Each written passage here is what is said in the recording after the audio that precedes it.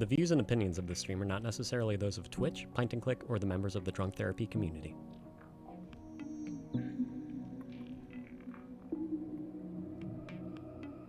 Drunk Therapy will begin in 2 minutes.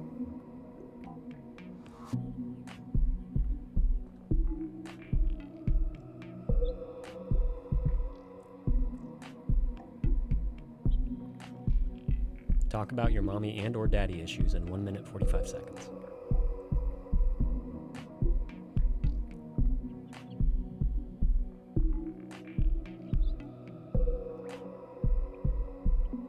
Tell us about the worst decisions you have made while drunk in 1 minute 30 seconds.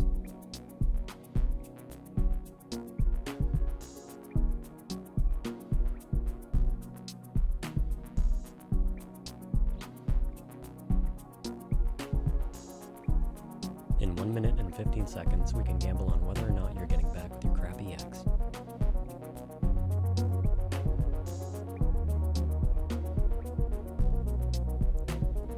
Listen to funny international accents that may or may not turn you on in 1 minute.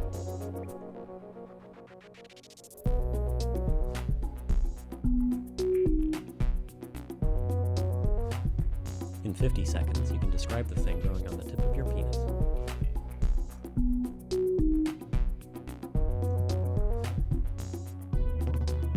In 1 second, I will say something redundant in 1 second.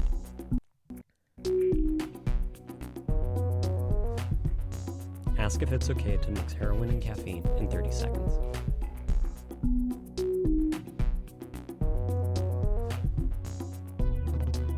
Disgust us with your deepest, darkest foot fantasy in 20 seconds.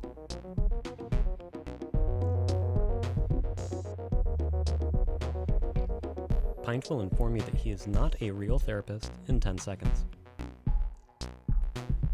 Drunk Therapy goes live in 5, 4, 3.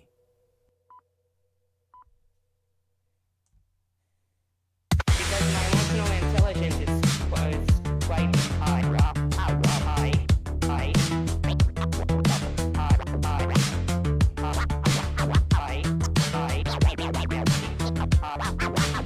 Oh my days.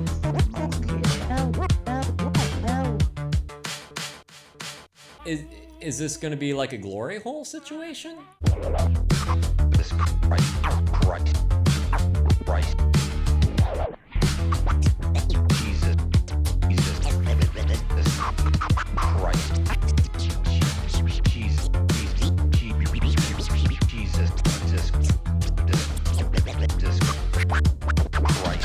I think this show is complete crap. I think you guys are pigs and you get the hell off the air.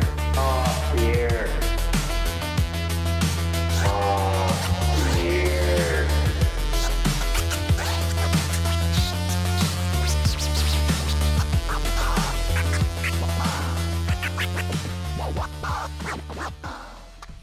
What the fuck am I doing with my life? Hello, everyone, and welcome to yet another Drunk Therapy session. I'm your ever humble host, Pint and Click, and no, I'm not a licensed therapist, but just like a true professional, I do enjoy a good beer while listening to your problems. If you have anything you'd like to get off your chest today, you guys know the drill. Type exclamation point join right the fuck over there in the Twitch chat. Get your sweet little butts in line to tell us about it. Be sure to click through the link if you want to call in, or you could just use your magical little fingers.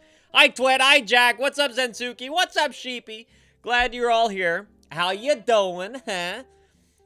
Twit, I figured that today, of all days, we would talk to you, because you told your therapist that you were having some feelings for her, right? Thank you, Jack. I appreciate that. You did no such thing. Okay, well, my mistake. Yeah, I'm sure everything is fine. Sunshines and sparkles, right? Over in your world. Twit. How are you doing today, Sheepy? I'm glad that you're back, man. How is your baby mama? How's she doing? And how about you, Zensuke? Any news, huh? You crave mozzarella cheese. You maybe, yeah. If you want some mozzarella cheese dipped in peanut butter, yeah, you just may be pregnant. Yeah. With some cured herring on the side. Yummy! What do you mean? Hey, dude, don't knock it till you've tried it, man. Foreskin cheese. There you go. Liquid hot schmegma. Right? Yeah. Yummy. Super yummy. Sheepy, has your wife had any odd cravings like that at all? My wife, she went through a mango and brine shrimp thing. I will explain. What's up, Nate? There you are. How you doing, Abby? Good to see you. How's the job holding up, huh? So my wife's Filipino, and her culture has this shrimp paste that's called bogoong, and it is just about the most disgusting thing. It's like eating an ashtray. I swear to God. Yeah, she's Filipina. That's exactly what I mean, Twit. What did I say? At any rate, my wife, she's Filipina. She was eating this stuff, this bogoong, cured shrimp paste on mango. And that was her, like, big pregnancy snack. Sheepy, pickles and ketchup, woo! She ran to me like, you have to try this! And she hands me a fucking gherkin dipped in ketchup. I said she's Filipino. I didn't say she is a Filipino. I said she's Filipino. She's a Filipina. If you want to get into all that stuff. Abby, job's fine. No update yet. I do have a date next week. Really? You have a date next week? That's amazing. Where did you meet the lovely lady? Is this something where you actually approached someone like we had been talking about a million years ago? Is this someone you met online? How did this all come to be, Abby? Jack, I'm super tired today, so rest day. You got it, man. I went down to the city and hoping to get my screen fixed. Right, but they don't do walk-ins. God damn it.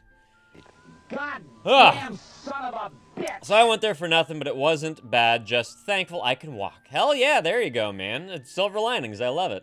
So I booked it on Friday, same day as funding and room viewing. Okay, well, I hope it's not, like over crowding your schedule. I hope it's not packing in too much. But do let us know how all of the above goes, Jack. We will be here. Zensuke, I think I reached a point of my body is telling me to rest. Well, hey, if sleep's a knockin', dude, don't deny it. You go rest, man. Truly, like I'll be here. I'll have other streams, you know. Fucking seriously, like you deserve sleep when it comes. So go do it. It's fine. All right. Fine. Anyway, Sheepy, how was the gherkin dipped in ketchup? Out of curiosity. I mean, you know, like if you're eating hamburgers, at least around here, you're eating pickles with ketchup just in between everything else. I don't know if I've ever like focused on those two flavors at once. I feel like it wouldn't be tasted exactly how you'd imagine. Okay. Like you would rather just taste both those things separately? Like a pickle dipped in ketchup. Yeah. It doesn't sound mind-blowing. But good for your wife. I'm glad she's branching out. I got you, Zensuke. You don't necessarily need more sleep, just not work. Ha ha. Is canceling a Zoom call because I really need rest and just relax and not work a valid excuse? Like, I think so, man. I really do. I think, like, people make those excuses all the time, right? To not go to work. People take mental health days. They need them. People take rest days. People take sick days, even when they're not necessarily sick. I think it's necessary. And if you're, like, just skipping a call because it's just too much, I think it's, just fucking push it back, man. Just say, hey, something came up. I can't do it right now. I'm really sorry. Can we schedule it for this time and date? You know? It's reasonable, man. Oh, nay! Your ex is currently texting you, asking you to send her stuff back. What kind of stuff are we talking? Nay? Are they like watercolors? Lingerie? What is it? Jack also saw someone who kicked me off the res? Oh, shit. I just ignored him because he's not worth my attention. I used to battle the urge to just punch him in his fat face. Uh-huh. Bouncy, bouncy. But I come to realize, no, he's not worth any of my time. No, absolutely. You're totally right, man. You're totally right. I mean, yeah, that's just going to lead to more problems, right? And potentially a broken hand. Yeah, I would call that growth too, man. Proud of you. That's excellent. That's good. That's good. Abby, I met her through Hinge. This is the date you have next week. She seems really fun, and I am honestly a bit nervous since it's been a few months since my last date. She wants to go to a dinner. I'm thinking of somewhere like bowling or something. That sounds awesome. Yeah. Yeah, I would say, you know, do the dinner or do the food, do the drinks or whatever, and then feel it out after that. Don't pressure too much all at once, you know. I would say see how it goes first, and then if it seems like it's going really well, be like, hey, do you wanna go hit the lanes? You know, you wanna go knock down some pins? You know, throw some strikes, throw some cutters. You know. Best of luck. Do let us know how it goes. Sheepy, your pregnant wife started eating meat again now that she is pregnant. Gotcha. So the baby has all the nutritions. That's great. So seeing her eat meat is kind of weird. It probably is kind of weird, but it's totally necessary, you know? Absolutely necessary. Clothes and toiletries. Toiletries, yeah, that. You can just throw that out and say that you threw it out. With the clothes, just say, yeah, you can find them on the curb. Don't come knocking, you know? Wow. Oh, yeah, Sheepy, Nay said that she tried pistachios and they tasted like paper. I think specifically book paper, which is interesting. I love pistachios. I hope book pages, that's the way you put it. I hope you had roasted pistachios or lightly salted pistachios and not just bland opened pistachios. Roasted, okay, good. Were they salted at all? Yeah, it's like I find that interesting. I don't think I would ever compare pistachios to book pages or to library odors or aromas. Oh, good, Twit. I'm so glad you've done research on foreskins. Obviously, I haven't been circumcised. Do tell. They taste like inky paper that's been sat in an attic. And just how much inky paper that's been sat in an attic have you eaten over the course of your lifetime, Nay? Is this going to become a My Strange Addiction episode? Is that what we're going to do? Is that what we're doing right now? Enough to know. Yeah. Parents, feed your damn kids. Zensuke, I did it. Good for you, man. I respected myself and I canceled an upcoming Zoom call so I could chill in stream and turn my brain off. I love it. I love it. And I'm so glad that that's where we're at, that I provide so much entertainment and so much knowledge, general knowledge, that you can just shut down for a while in here. That's great. Yeah, sure, not trying to imply. Of course you're not. No. I don't know why I said that like Dracula. Yeah. A lot of time, there was a lot of nut talk in the pub last time. Something's wrong with his testicle? I gotcha, yeah. Nay, do you have a favorite nut? If I may ask. I have to say, pistachio is one of my favorite nuts. Almonds are way up there. And I guess you can't really go wrong with a good old-fashioned peanut. Cashews, fucking love cashews.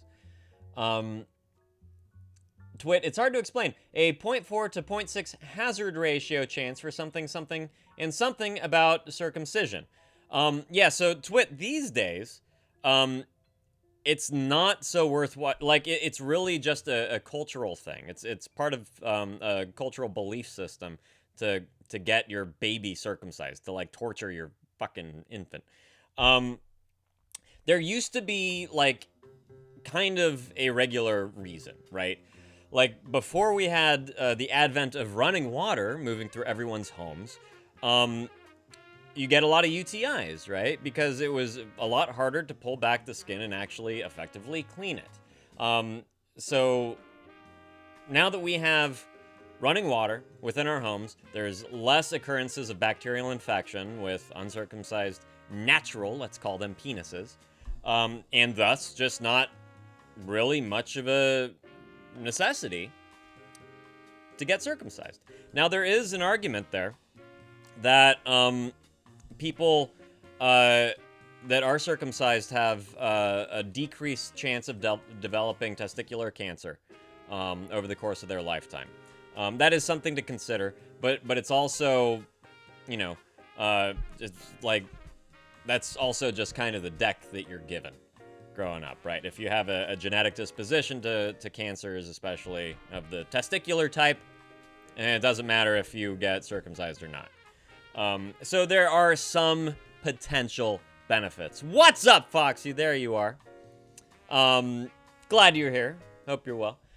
But other than the cultural aspects, and it's essentially, it's a metaphor for removing something dirty. That's why, like, that's why Jews have the bris. They invite the moil over, and they take care of the foreskin. And do you know what they do after the foreskin is removed? Twit, how deep into this rabbit hole are you going? Yeah, Abby, that's a very good question. Chocolate-coated almonds are also a good pick. Super, super good pick. Ah, love it. What, Twit, you like to just build it up? Like you're creating a wall around your wang? Oh yeah, speaking of making bread. Please do send the other ones, Foxy. Please do. I cannot wait to see what kind of bread you can come up with. What I read is that it has benefits in some context, and those contexts are pretty much useless. Right, so it would have benefit to, like, really poor developing nations, right, that don't necessarily have the kind of industry that we have here in the United States, you have there in Europe, access to healthcare, access to running water, just overall cleanliness, hygiene, things like that. They're, you know, that's more so, you know, related to like class structure, right? People that have less access to those things, that have less financial security, that live in dirtier kind of situations, they're at greater risk all the way around, right? Only to the sub-Saharan research paper. Right, that deep. Abby, after cutting, they do Shabbat and pray. That's it. Well, and then they bury it. Abby. And they bury it. At least traditionally. You know,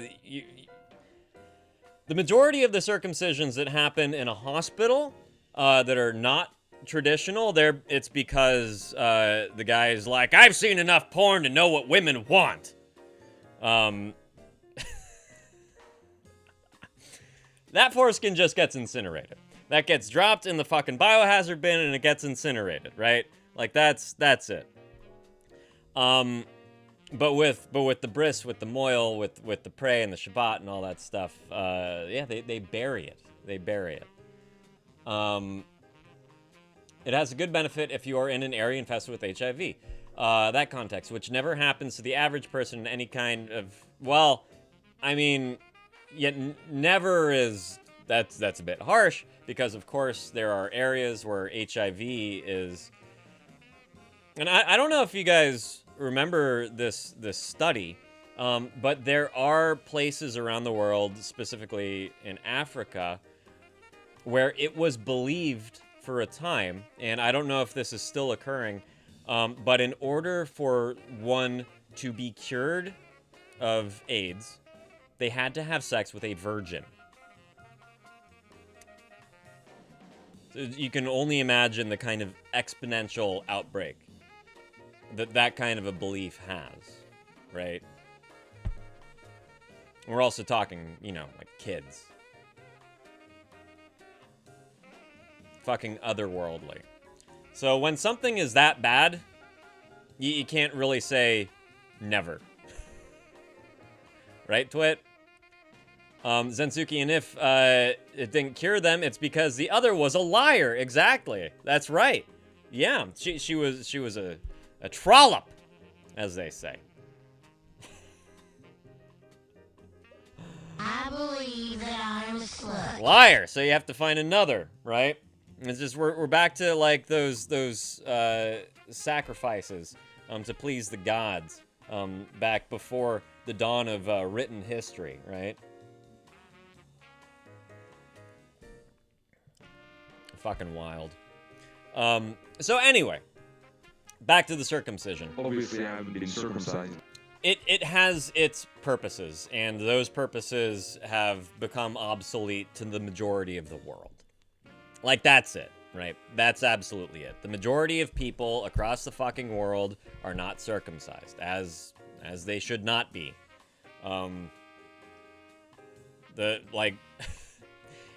It's there for a reason, right? We developed a foreskin over the course of millennia. Our penis evolved into the perfect picture that it is today. And we have a lot to thank for the foreskin. You know?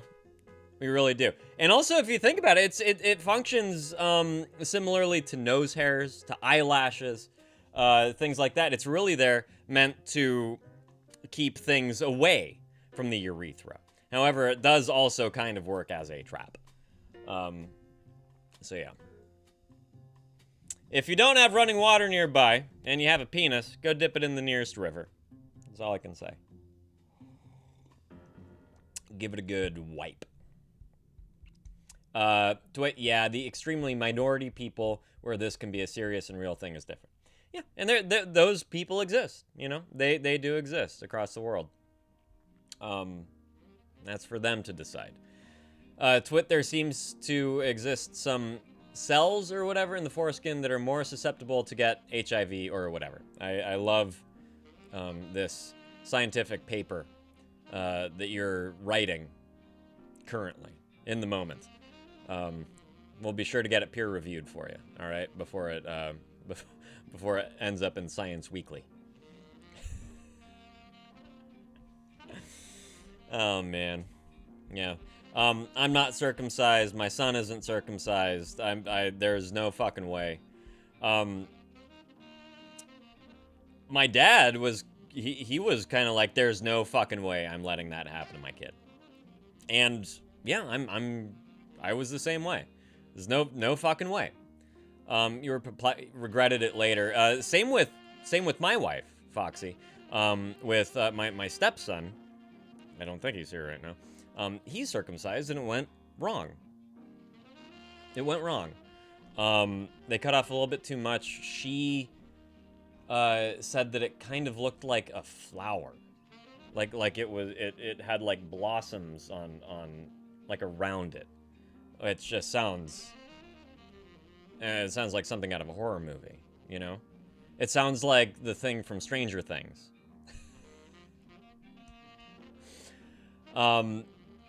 Why did you end up regretting it, Foxy? Nothing went wrong. I just thought about it, and it wasn't really something right, yeah, I think that's a big part of it, is that, like, you can opt to have a circumcision later on in life, you know? When you're a grown adult, you can do that. That's fine. To force that on a child that will not have the option later on in life to get it back, I mean, it's a big thing, right? It's a big deal. It can go wrong. There's far greater risks of a circumcision going wrong than they are of risk of bacterial infection. Like, the risk of operation is greater than the actual modern-day risk of infection, you know? So it's just like, there are so many reasons to not have it done. I'm assuming that Andrew is, right? Foxy, so he's like, my son's gonna look like me. That's what I'm guessing. Right, yeah, exactly, Abby. You're very, very right. Out of a survey of 100 men, it was determined that 85 still have their foreskin and admire it dearly. Oh, he's not? That's interesting. That's very interesting, Foxy. So why would he switch it around? Was he talked into it by the doctor? So you have risk of operation issues, right? Oh, he's not the daddy. Right, sorry. Sorry. I thought daddy was an Andrew, though. I thought that everyone's been an Andrew that has drifted in and out of your life.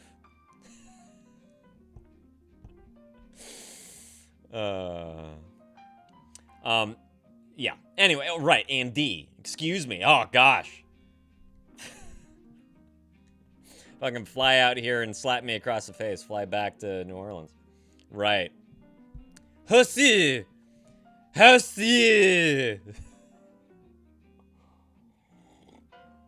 We're still on foreskin talk, Sheepy. Yeah.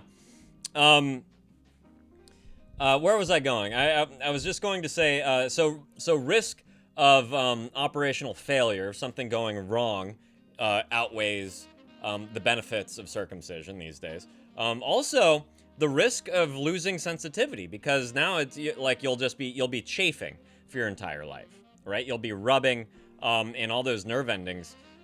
Foxy, I mean, just imagine. Now, of course, there are not nearly as many nerve endings in the glands, the head of the penis, as there are in your clitoris. Welcome to Pint and Clit, everybody. But just imagine that rubbing on denim. Every time that you walk around, every time that you move, and how, like, uncomfortable that could be, right? Josue!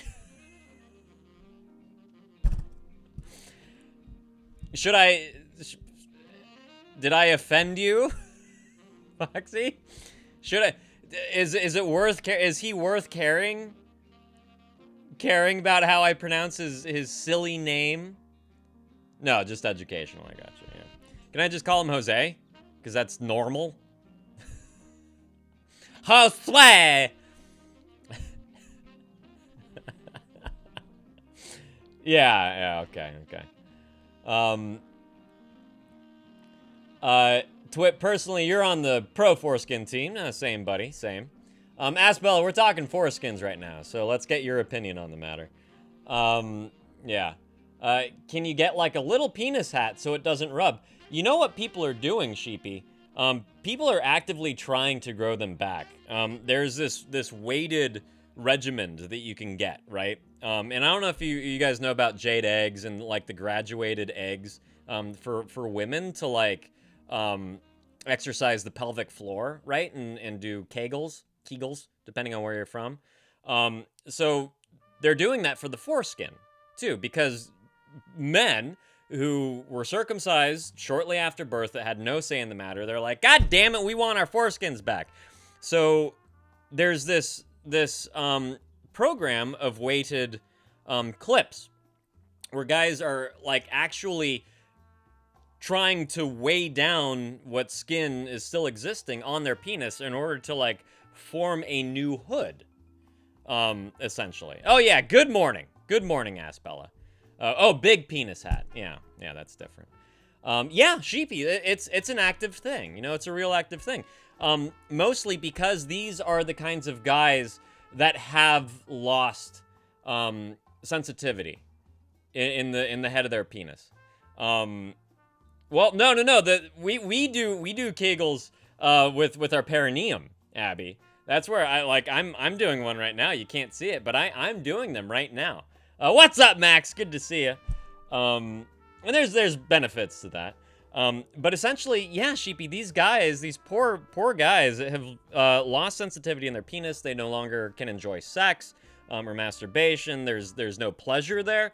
They are actively trying to stretch it back out. Yeah, it is a good old thigh slapper. That's right. Max, we're doing okay. How are you doing? Huh? I'm glad that you're in here. Foreskin is nice, absolutely. Yeah.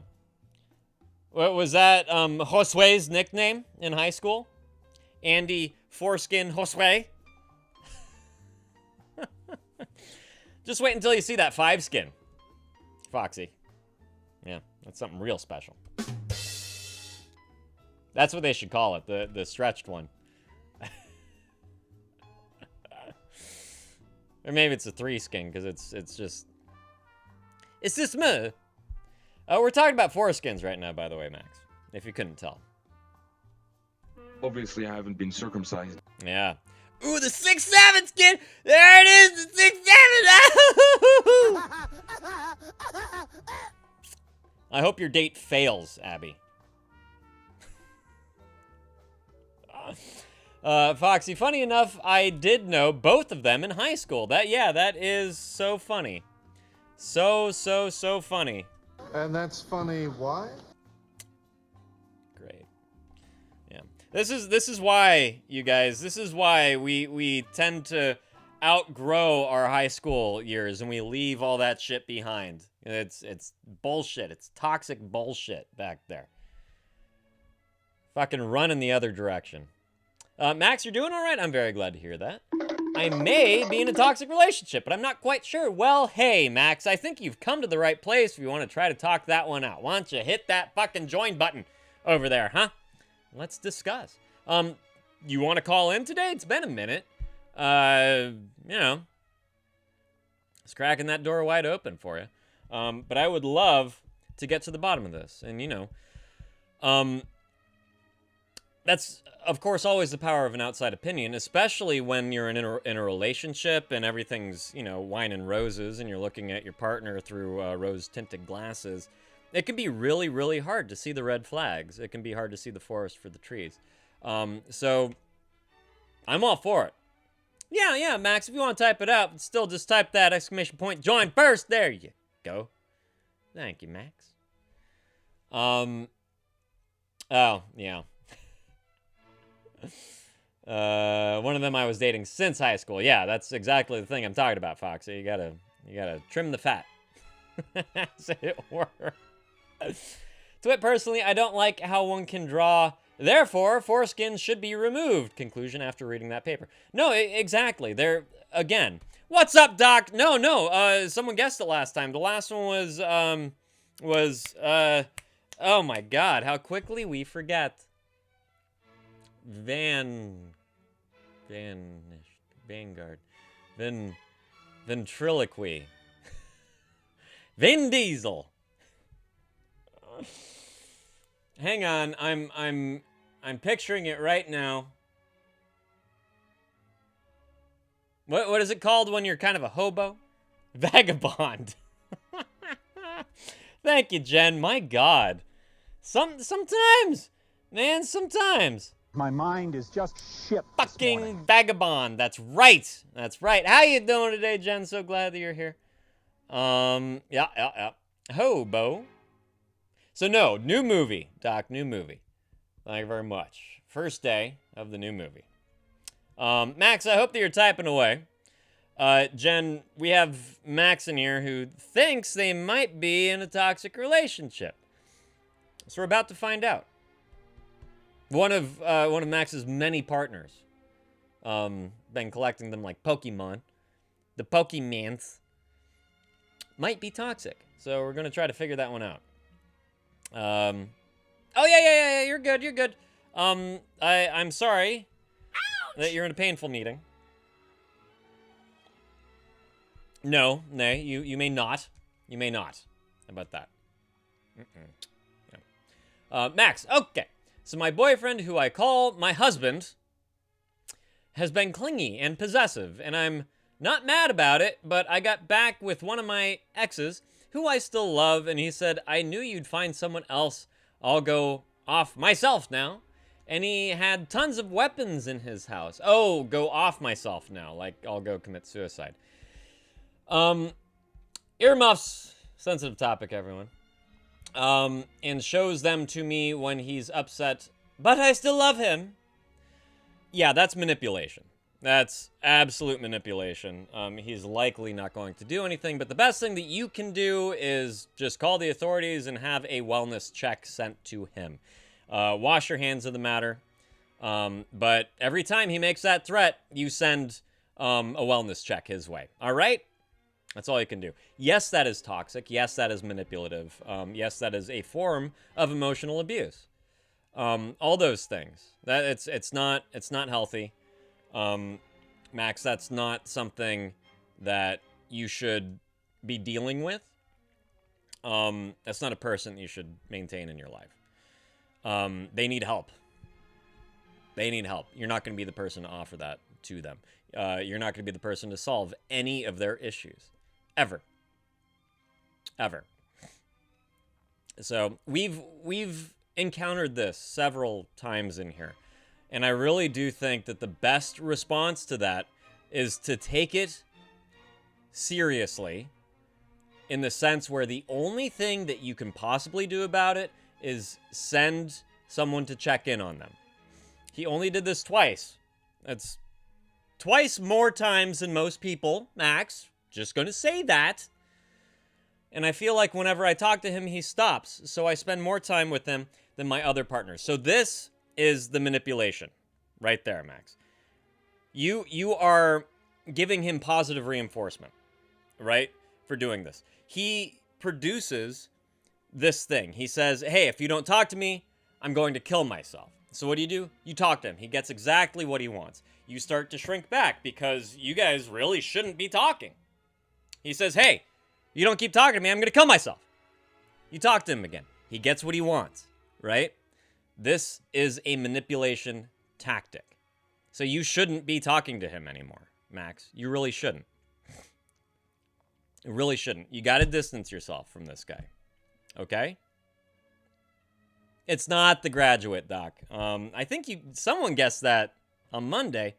I did that one not too long ago. This is not The Graduate. But, yeah, that's a good guess. That's a good guess, though, man. It's certainly not Police Academy. Max, I urge you, the next time he does this, because you will undoubtedly move away again. This is a loop, by the way. You're stuck in a feedback loop, and until something changes, until you push this situation in a completely different direction and derail it, it's going to keep happening, okay? You're going to keep being guilted back into talking to this guy. And this guy, he's a loser and he's an asshole. And that's it. He's a manipulative asshole. And he's doing these things only to keep you around.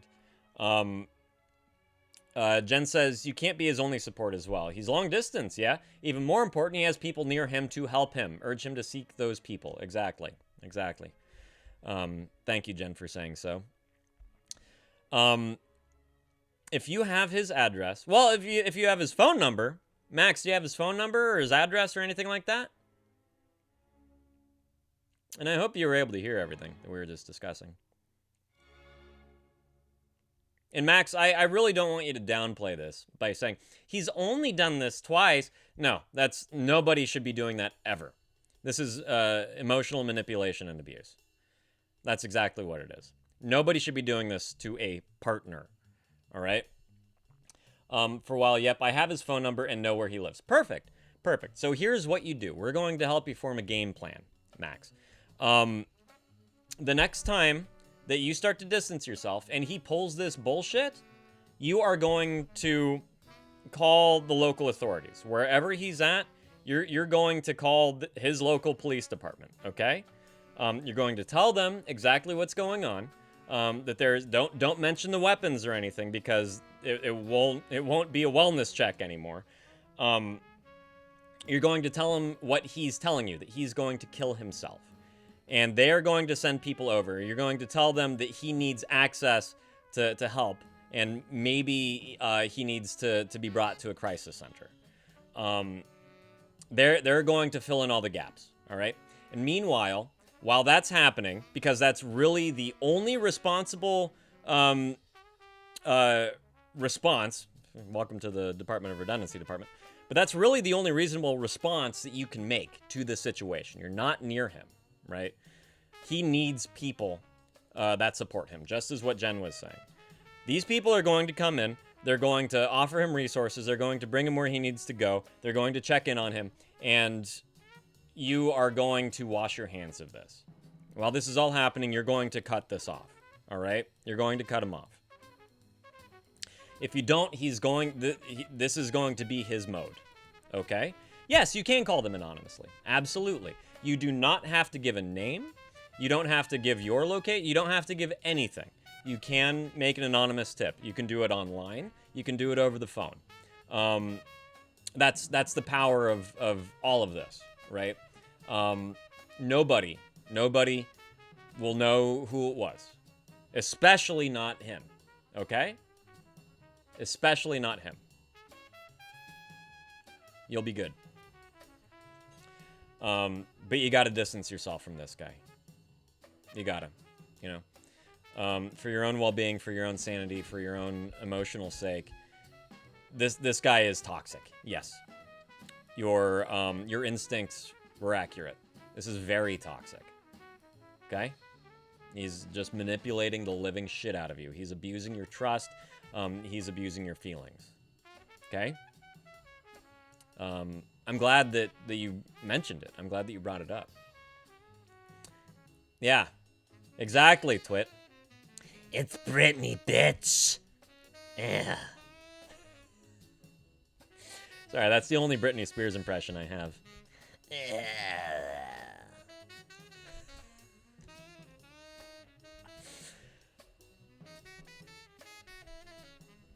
Oh, no. I will not. I will not, Twit. I refuse. Jen, Max is talking... Oh, yeah. Yeah, Doc, we're talking about Max's abusive ex-boyfriend. Yeah. Nope. No, it's not School of Rock, Abby. That's a fun movie, though. I do enjoy that movie. Are you thinking just before Jack Black face plants into that table? Is that what you're thinking? It's not. It's not. I do enjoy that movie, though. Yeah. Emphasis on the narcissistic part, Doc. That's for goddamn sure. That is emotional manipulation at its fucking most pristine. No, it's not La Dolce Vita. La Dolce Vita, the movie. I do love me some Fellini. And you might, yeah. I would, you know, like, I like these guesses that you're making today, Doc. You're kind of dancing around this one a little bit. In some ways, you are. Max, okay, he's asleep right now, and I will be going to work soon, so I'll keep my distance today and see how that goes. Very, very good. Okay. How far away does he live, Max? Like, are you guys in different time zones, or is he just a fucking loser? Loser. So he sleeps all day. Doc, fucking hell, I can't remember when I last saw La Dolce Vita. That's a classic, man. Yeah, that makes sense. Yeah, this is pissy. Fellini has some incredible fucking films. Oh, he's in Mississippi. I gotcha. All right, so one time zone difference. Is that? Yeah. Good old Mississippi. Hey, Cletus! Yeah, bo! The hog got out again! Oh, dang, damn it!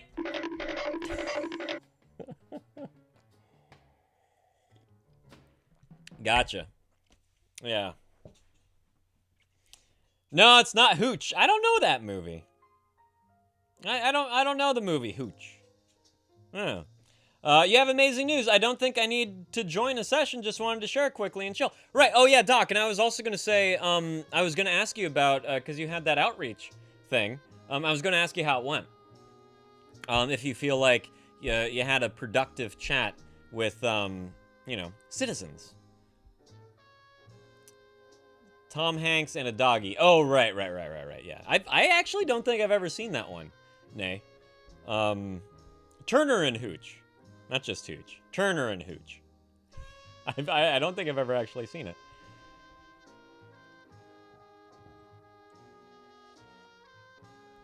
Bosom buddies, however. Bouncy.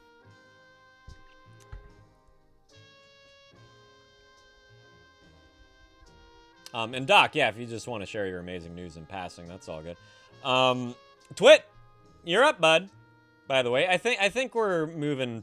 I think we're moving past Max at this point. You feel like you have a solid footing with all this, Max? Before we move on.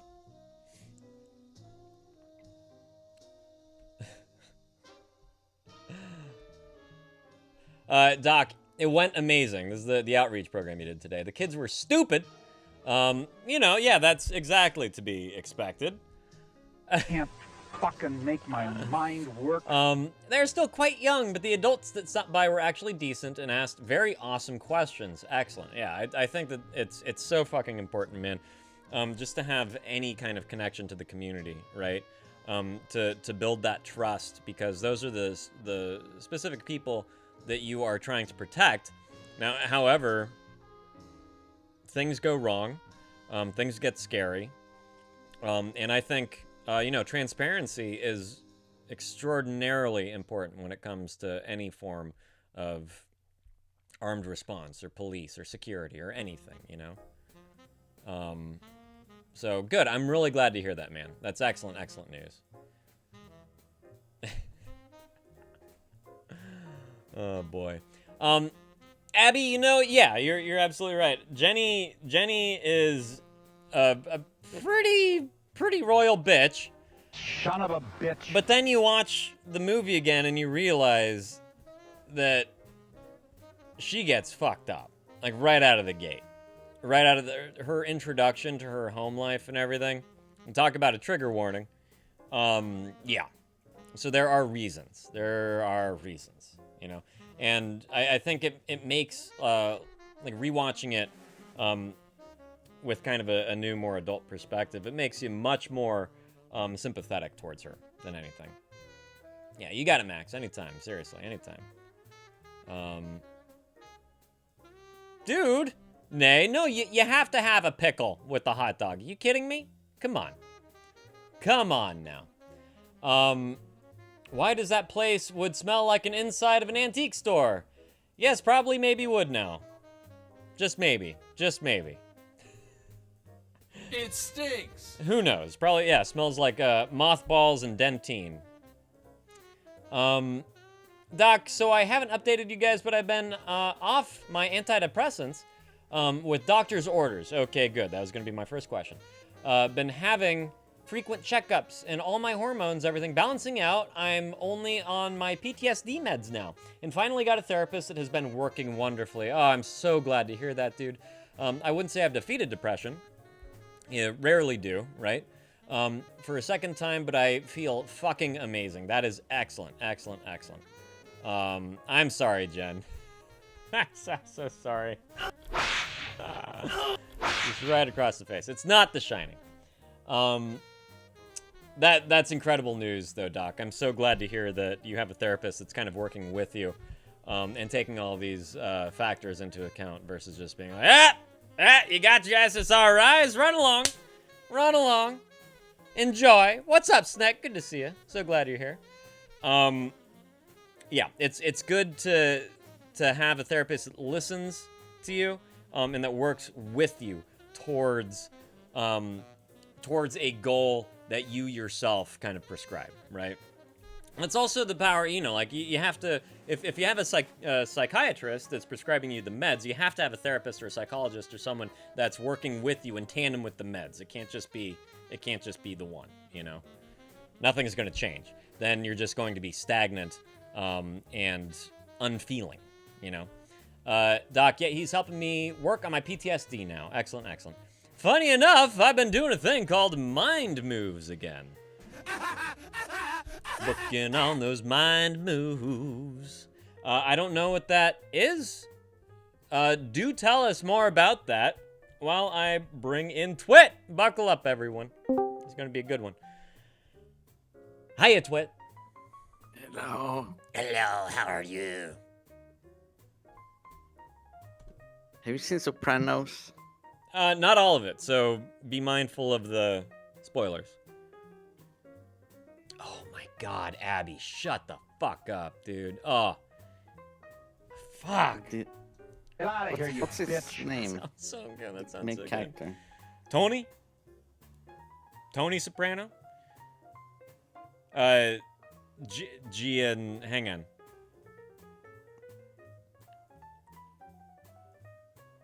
Giamatti. No, it's not Paul Giamatti. It's, come on, you guys. Yeah. Bibbida boopida. That's right. Oh my god.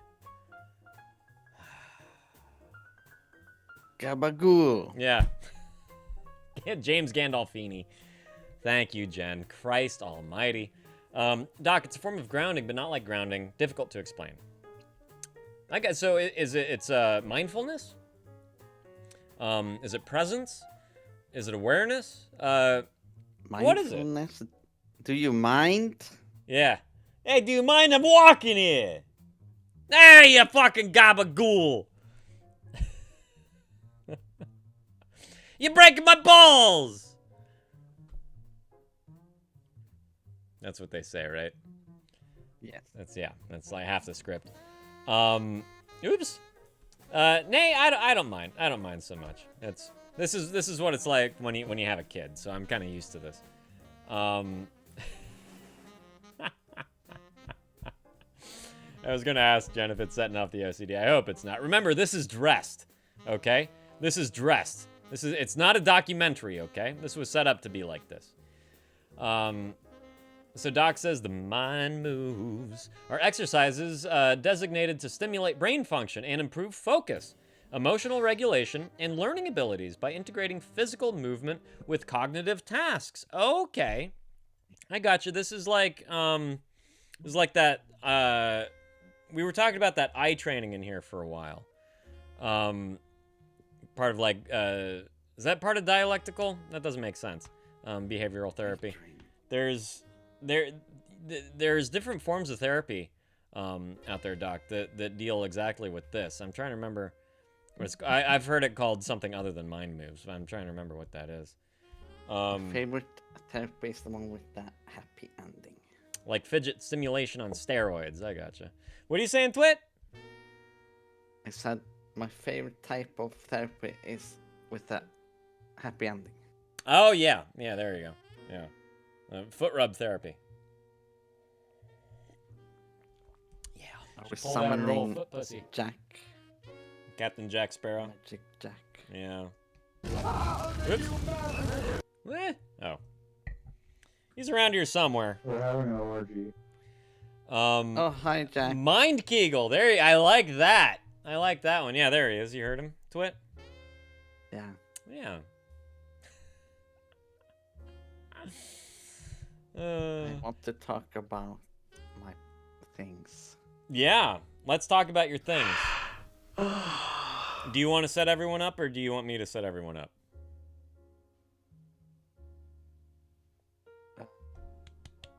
No, that was great, Doc. Thank you. Uh-huh. Just on Monday, Uh-huh. at the beginning of this week, someone, how do you say? Crapped in your therapist's Unalive mouth. themselves What? When? Where? in my town. In your town? Yeah. At the other fantasy workplace. It was someone that you've been in touch with one of your No, groups? I don't think I've ever met him. Well, still, but someone that was in one of the groups that you visit? No, No. Oh. he was a not named. colleague Mhm. of the real workers there. Gotcha. A colleague, colleague. at another place. So That's a fantasy place. So he worked as a group coach in one way or another. Kind of, yeah, I Yeah. guess. He was Damn. responsible as a support worker-ish person. Gotcha. For I'm those curious who too. have different diagnoses. Like me! Like you, yeah. But you never knew him. That's still, I mean, that's still just a fucking tragedy. And the whole fantasy workplace, they were all so upset. Well, yeah, of course. So upset, everyone. And everyone was like, the vibe there was so bad. It's like when someone comes into some stream and drama dump like for 10 minutes unsolicited, and it's like it ruins the whole vibe. Yeah. Well, I hear you. So it was so weird. I didn't like it. And then I found out why the mood was so bad there at the end of the day. Yeah. So I tried to find him on the internet. I couldn't find him. Darn. So I have no face on Shoot. who this guy is. Yeah. They don't have like a Facebook group or, you know. I don't have Facebook. I am anonymous.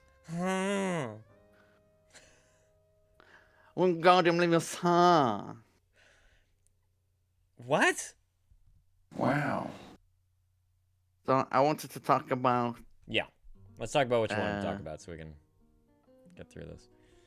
So that guy, it was weird. Yeah, it's always unsettling enough, you know. And everyone was like, Twit, if you ever feel sad, you can always talk to me. Well, that's nice. And I'm like, you think I'm gonna end my life? Do I look like that type of person? Yeah. And yeah, so that was kind of lame the whole day. Sorry, one second. Sheepy, are you still out there? Okay, continue, Twit. Sorry, this is very strange. And I talked to my psychologist on Tuesday, and she gave me this homework. Yeah. She gave me a schedule where I have to write down every hour what I'm doing. Yeah. Just so we later can see what I'm actually doing during my waking hours. Yeah, that's good. That's good exercise. So it's annoying to do. Yeah, real quick, back to the other thing. What Jen was just saying about this group. They don't necessarily think you're going to end your life over this situation with their outreach. This it's the kind of response that needs to happen when someone that's a support group worker that's been working around all these people with various diagnoses, depression, people that are likely at risk of suicide. They have to reach out. They have to make sure that everyone's doing okay. I mean, you could see the hurt that it caused all those people. So right now there's probably a greater risk. So they just have to do that. They just have to. Yeah, there was this guy in my support group. Yeah. The DBT group. He was like, "Oh, I feel great. Exactly, Doc. I feel everything is fantastic. I see the wonderful birds and the wind, and everything is fine and dandy." Yeah. And for the past year, he's been the worst downer in the whole freaking world. And suddenly he hears this news, and he's like, "Oh, today is such a good day. Nothing can be any better." And I was like, this guy is gonna end his life. He's gonna do a TKO. But I didn't say anything. I didn't want to ruin the mood. Good. I'm glad. And then your therapist gave you homework, which is really great. I hope that you do it. It's always good to have that. I've been doing it. Good. Keep it up, man. So it's written down. Good. That's excellent. Oh yeah, and I'm also I'm too depressed to bring out the frozen food out of the freezer into the fridge because I have cheese. They're frozen. I have sliced ham. Frozen cheese? Yeah. Why The do you sliced have ham frozen is cheese? also. Do you know how expensive they are, and they go bad real quick? Also, I buy only at 50% discount. Oh, so it's And already perhaps almost sometimes, back. and sometimes 30. So I have to put it in there. I gotcha. That's what she said. Uh-huh. So I'm too depressed to do these basic things. It's so frustrating. You want us to do it with you? But I already did it, Oh, like before the stream. okay. So you're a hypocrite. I've been wanting to do that for like 2 months now. Ah, then I've you been finally did it. I've been eating bread with only butter. Mm-hmm. Should work on You know your how tenses, Twit. I don't know what the tense Past is. tense versus present tense. And what did I say? You made it sound like that's currently happening right now. Oh no, I'm still eating Mm-hmm. bread with butter because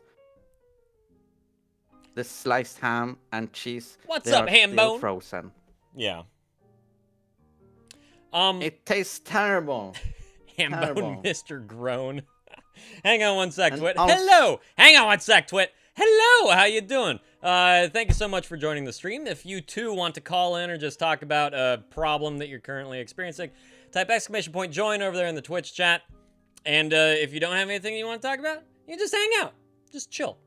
I think it's great. You're the second ham bone to grace our community. I just have to say it. But I like the the rhyming quality to your name, Hambone, Mr. Groan. It's pretty good. Pretty good. But yeah, second ham bone. Go figure. I guess I just have that kind of aura. I attract the ham bones for some reason. Erection will not go away. I don't know.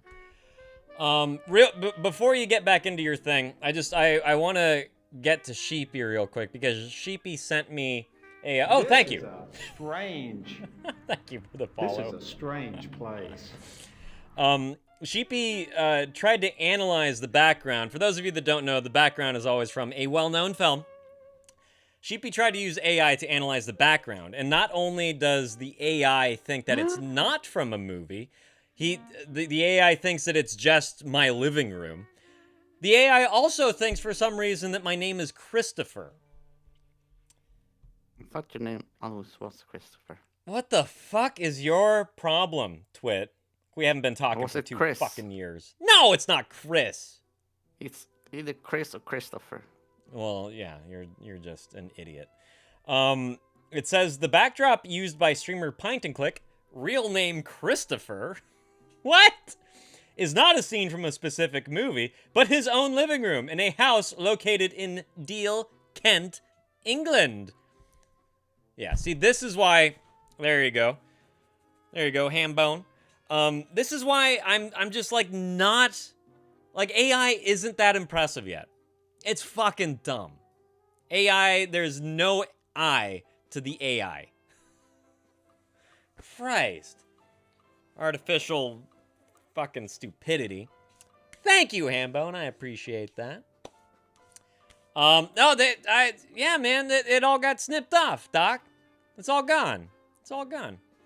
Oh, thank you, Jen. I appreciate that. Yeah, the magic number is 2 days of no showering. Then my hair looks fucking phenomenal. Just letting you know. So, Twit, I would love to get into the conversation of you telling your therapist how you feel about her. I've never done such thing. That's fake. That's a damn lie, and you know it. Fake I news. don't know when. You said you did it. We can did a go lot there, of man. things. We can do it. Don't be embarrassed. It's fine. I'm not embarrassed. I have nothing to be embarrassed about. Okay, then tell us. Because it never happened. Excellent, Hambone. Then why did you say that you did it? I was sleepwalking. Oh, okay. All right. It Well wasn't the then, real me. yeah. Then I guess we're moving on to Hambone, huh? Did we talk about what you wanted to talk about? Oh yeah, the last thing I want to say. Okay. What was I gonna say? Oh yeah.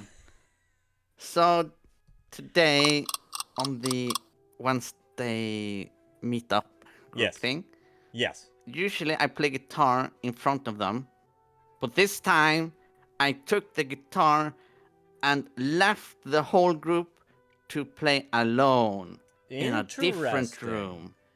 Very interesting. And now I'm worried that they think that I am doing that.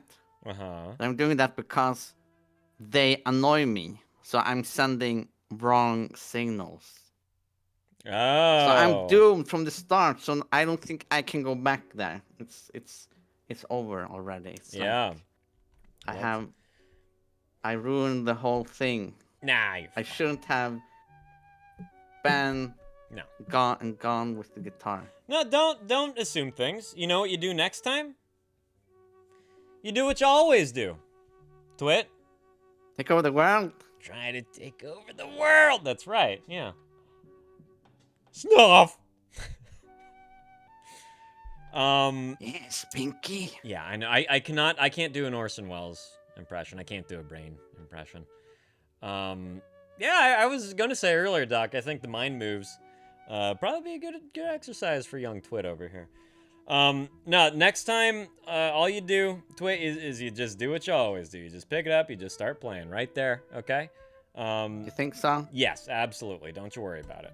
Don't assume things, because this is, just buttholes everywhere, if we assume, right? Buttholes all around. Okay. Right? I will be honest. On Tuesday, I talked to the psychologist, Yeah. and I told her, Daisuke. And that's about it. You said what? Daisuke. Oh. Akira! That one? Daisuke. Tetsuo! Akira! Daisuke! Yeah, I think so. Doc. Daisuke. Mm-hmm. And then hearts were coming out of my ears. Right. And then we got married. Hey! Wedding A bells. happy ending. Yeah, I love it. That's beautiful. Thank you, Twit. I love a happy ending. It's the best. Yeah, now we have Yeah. 2 psychologist babies Oh, good. studying to That's great. become psychologists. Yes, it came out with little Those notepads. Yes, and Yeah. a suit and some glasses, Adorable. and they are already balding. Yeah. Halfway there. Doc, what's I love you in German? Ich liebe dich. Oh, yeah. Yeah. I was sucking that dick for It's years. a good one. Ich liebe dich. Yeah, it's like I love Dick. For sure. Yeah. The worst part was her blank stare right through my soul, Uh-huh. and when the whole world got on pause, Uh-huh. and I was like, this is where I screwed up. No, you're fine, you're fine. You just see in her eyes. It looked like I went to her ancestors' graveyard, dug them all up, and had necromancer sex with them all. That's how she looked at me. That sounds nice. It sounds like a good time. Yeah. I agree. I agree. Do you actually want to talk about this today, Twit? It sounds like now you want to talk about it all of a sudden.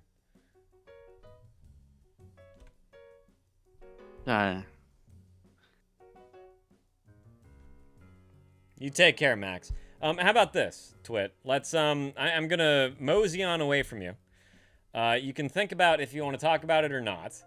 We'll get to Hambone.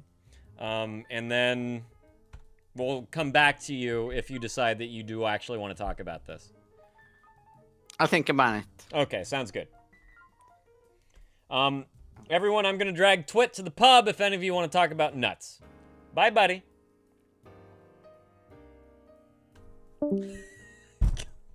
Jesus, say something. Get out of here, you bitch. Ah. All right, Hambone, you're up. You are up. I know that you just want to text. That is perfectly fine, perfectly acceptable. Oh wow, look at this. I have not cleaned the list in a while. My apologies. Twit, I'm not removing you from the list. I'm just bringing you down, okay? I'm bringing you behind Hambone, who's doing the squid dance in the chat. So whenever you are ready, Hambone, Mr. Grown, hit us. Again, very glad that you're here. Glad that you somehow found us. Yeah, it's an odd corner of the internet. Nay, you're scared to eat the pickle dog. You don't have to do them at the same time. So Sheepy, Nay was talking about, is it weird having pickles with hot dogs? And the answer is no. You don't necessarily do it at the same time. You take a bite of your hot dog, and then take a bite of your pickle. Like after maybe 3 bites of your hot dog. Bite 1 pickle, right? If I order a hot dog somewhere and I don't get a pickle, like if I'm not served a pickle with that, I'm a little pissed, to be perfectly honest. It's also just like a nice palate cleanser after all the ground up hooves, you know, that you just ate. All right, Hambone, if you're ready, hit us, because we're ready. Yeah, absolutely. Absolutely. I mean, you also take into account, like, sauerkraut, you know? Which is just, like, it's different pickled stuff. It's not a pickled cucumber. It's pickled shredded cabbage and, you know, carrots and all good kinds of shit. Onions are in there, you know? Depending on the kind of sauerkraut you have. So it's just a different form of pickle. But I fucking love a good hot dog with sauerkraut. Or a pickle, and mustard, and ketchup, and bacon, and grilled onions. Oh my fucking god. I think that was Abby that did that earlier. It is nice to have something sour with your meat. Sheepy. Yeah. You need a little... something to put off the sweet meat a little, right? Never go wrong with Costco hot dog. Fuck no. And for those of you that don't know... Oh, what's up, Ellie? So glad that you're here. For those of you that don't know what a Costco hot dog is, it is just... It's the best. It's the fucking best dollar dog out there. Sour like the man it's hanging from. You guessed it. You guessed it, Nay. The penis is very dysfunctional. How'd you guess it? It stinks. Ellie, how the hell are you doing today? I'm so glad that you're here. Hambone, don't you worry if it's a long story. We only deal with long stories around here. There's nothing that's quick. All right. The only thing that you should keep in mind is that there is a character limit here in Twitch. So if you've typed it all out and you've sent it and I'm just like ignoring it, that might mean that it didn't go through, and you won't get a notification saying that it didn't go through. Please try that again. It will just silently not go through. So then break it up, copy paste half, copy paste the second half, all that fun stuff. Ellie, why are you horrible? What are you talking about? There are too many pink names and I couldn't find my own messages. LOL! There's a decent amount of pink names in here. Why are you horrible though? What's up, huh? What's up, Squirrel? It is a good. It does really stand out. I'll tell you. Just, you know, I didn't have astigmatism. Now I do.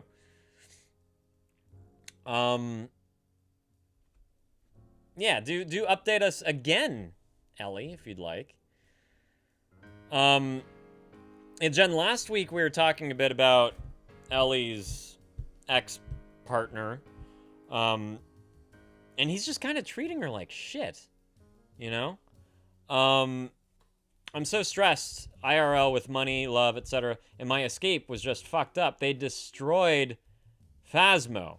Phasmographoria? Phantasmographin. So now I'm worried about the future of my stream and everything. Really? Your stream? Phasmophobia. That's it. Thank you. There's an older game, Ellie, by Sierra that was Phantasmagoria? Something. I can't keep them straight. You main the game Phasmophobia. That's all my content. So, fuck. Okay, here we go, Hambone. We're talking about your girlfriend. Okay, she broke up with you and treated you like shit. Well, if she treated you like shit, perhaps it's a good thing that you're no longer in a relationship. Gonna start with that. First of all, how old are you? It's your gender. And how long were you in a relationship for? Hambone. And also, where are you from? Doesn't help. Just broad strokes here. Broad strokes. You guys, if your girlfriend or boyfriend or partner, whoever it might be, your cousin, if they're treating you like shit, let's not have you in a relationship with them, huh? Let's not do that. Let's not do that. Y'all deserve better boyfriends than that motherfucker. You really do. It's true. Right? Burke. Burke Merton. Twit. Partner. Yeah. That's the one.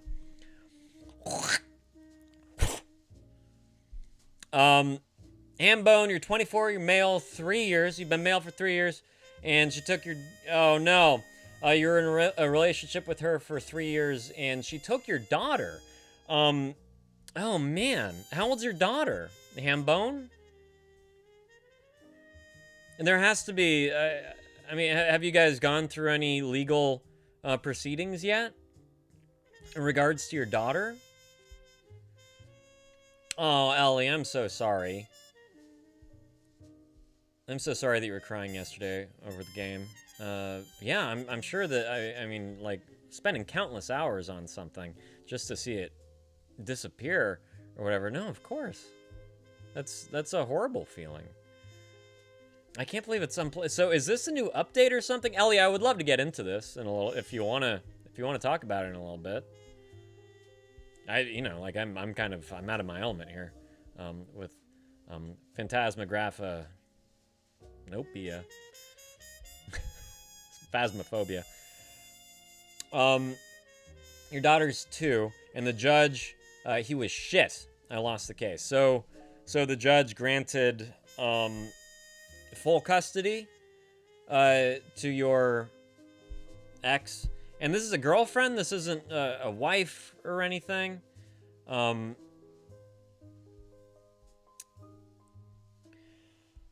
boy. Hambone, I'm sorry, man. What about, like, time to visit, visitation hours, even under, some sort of monitoring service or something? Can you have, like, observed visitation hours? Did your girlfriend up and, like, go somewhere with your daughter? Are they still nearby?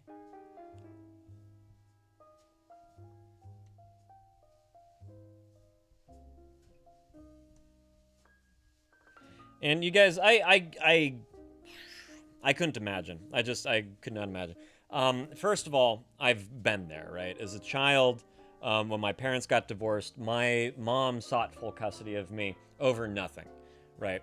Over absolutely nothing. My mom cheated on my dad, destroyed their fucking marriage, and then sought retribution against him because she still managed to blame him, saying that he wasn't man enough for her attention, for her to continue to crave him sexually and stuff like that. That's why she stepped out on the marriage, was because of him. So, she sought vengeance. And she gained full custody over me. I only got to see my dad on Wednesdays and every other weekend. That was it. She moved to New York. You're in Texas. There has got to be some sort, I mean, like, you do have some sort of legal responsibility over this child. What about with all of this that came down, the ruling from the judge? There must be some sort of language in there stating that she cannot remove your daughter from the state, that there are some sort of visitation hours. Something has got to be enforced there. Were you doing this without a lawyer, Hambone? Do you have a lawyer with all this? It doesn't seem right, Jen, honestly. And after you answer that question about the lawyer, Hambone, I do have some more questions here.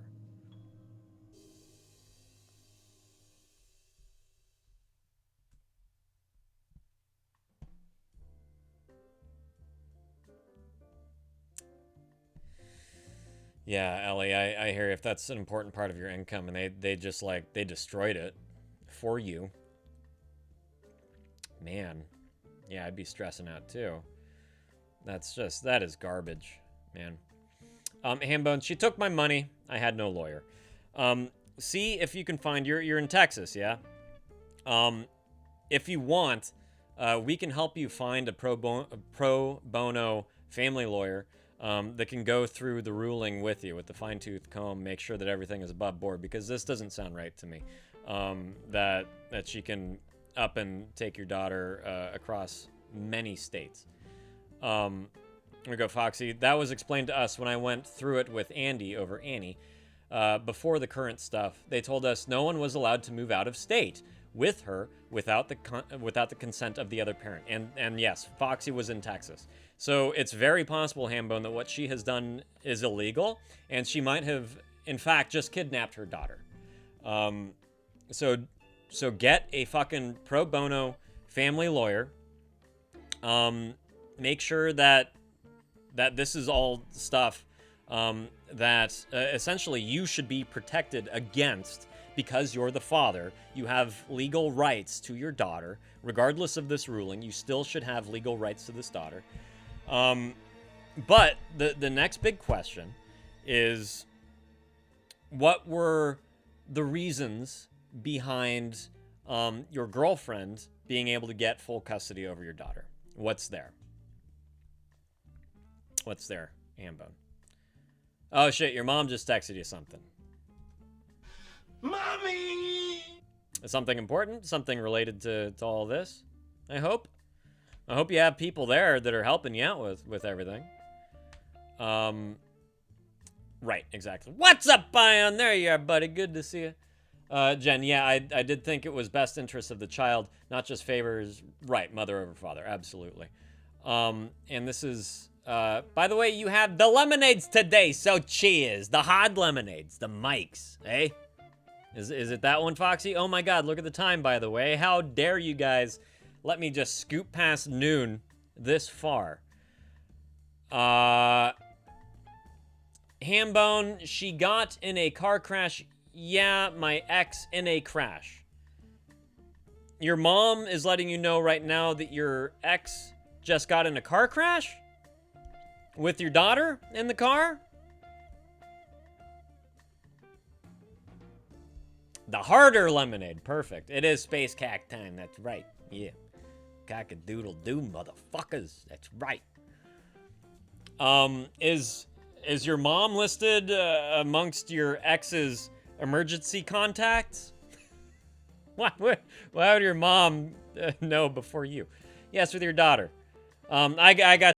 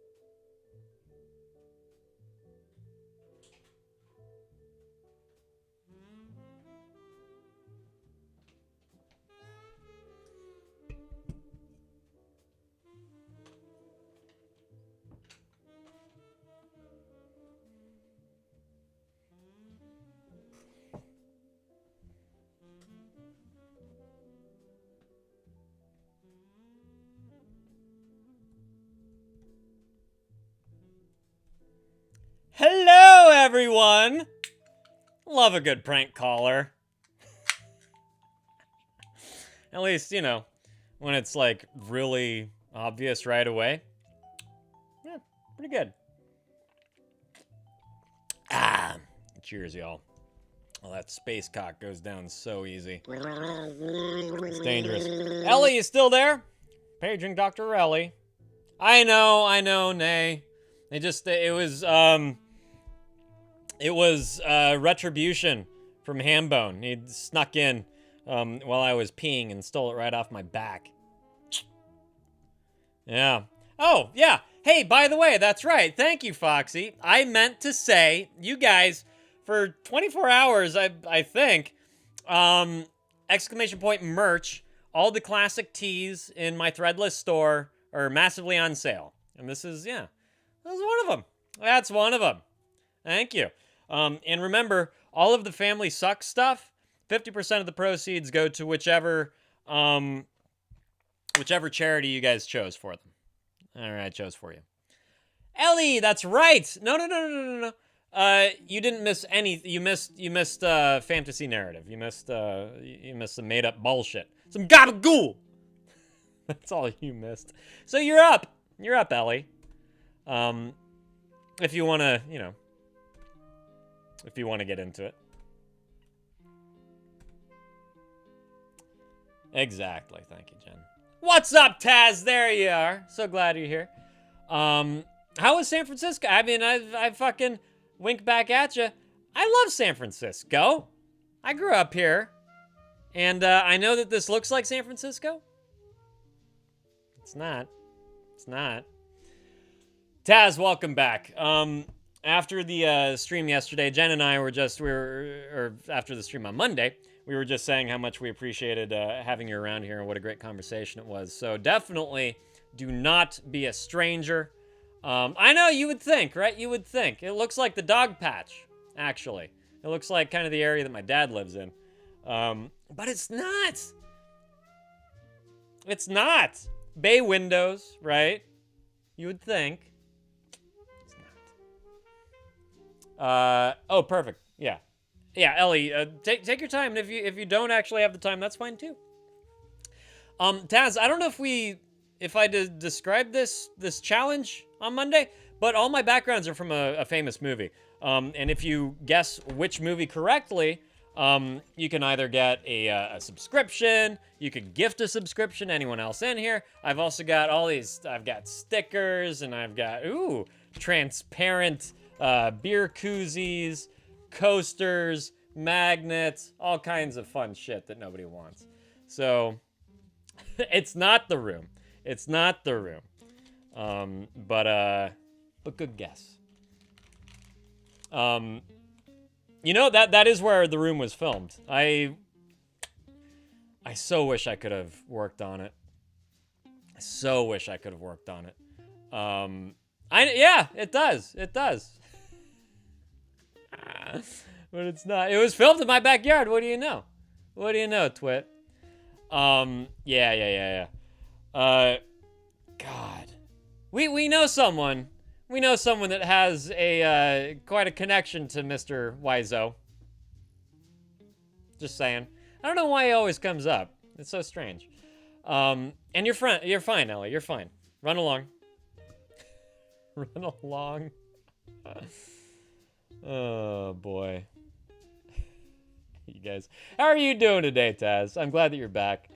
I have your stream with Lula queued up in my YouTube so I can watch it tonight.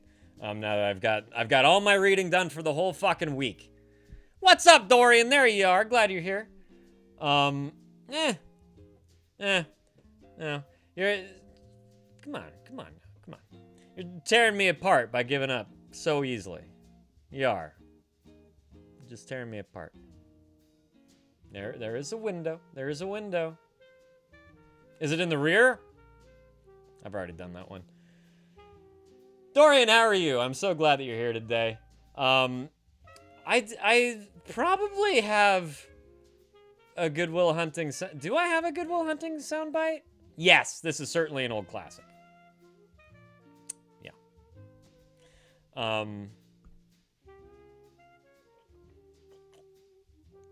What? Why is Jen saying twit? Brain cell quantum physics superpositions. What? What did twit do? What did twit do? It's not Rear Window. That was sorry. That was misleading. Yeah.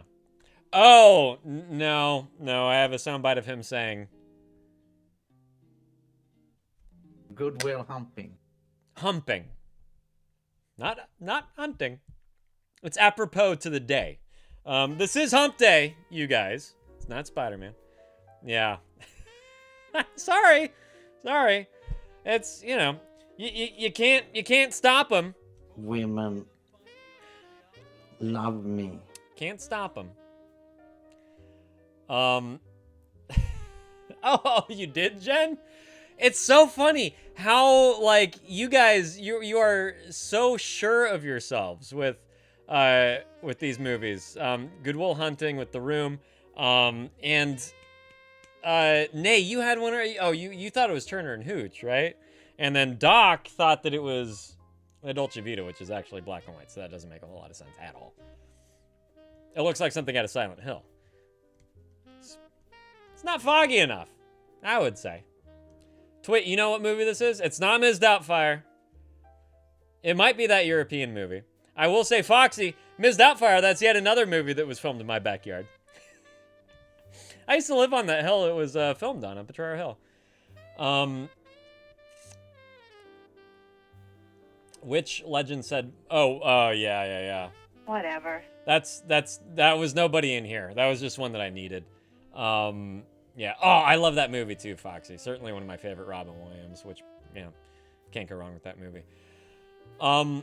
So Abby, this entire kind of setup, this call-in show thing, it's all from a very specific love of Loveline, which was a radio program that I grew up on. And they had a soundboard. And so I've taken a lot of their sound bites from their soundboard and started building my own against it, right? It's not Disturbia.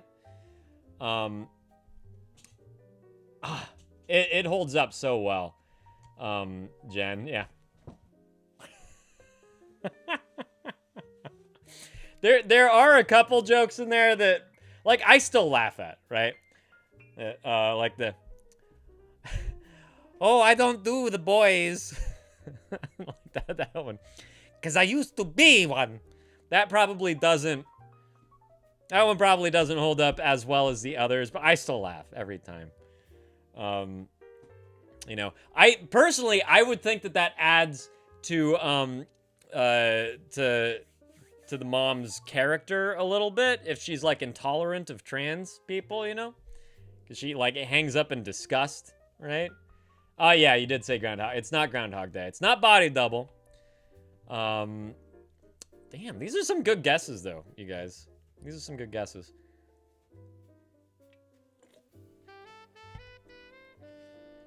I was going to ask Taz, if you can hear me. He might be in an ad right now.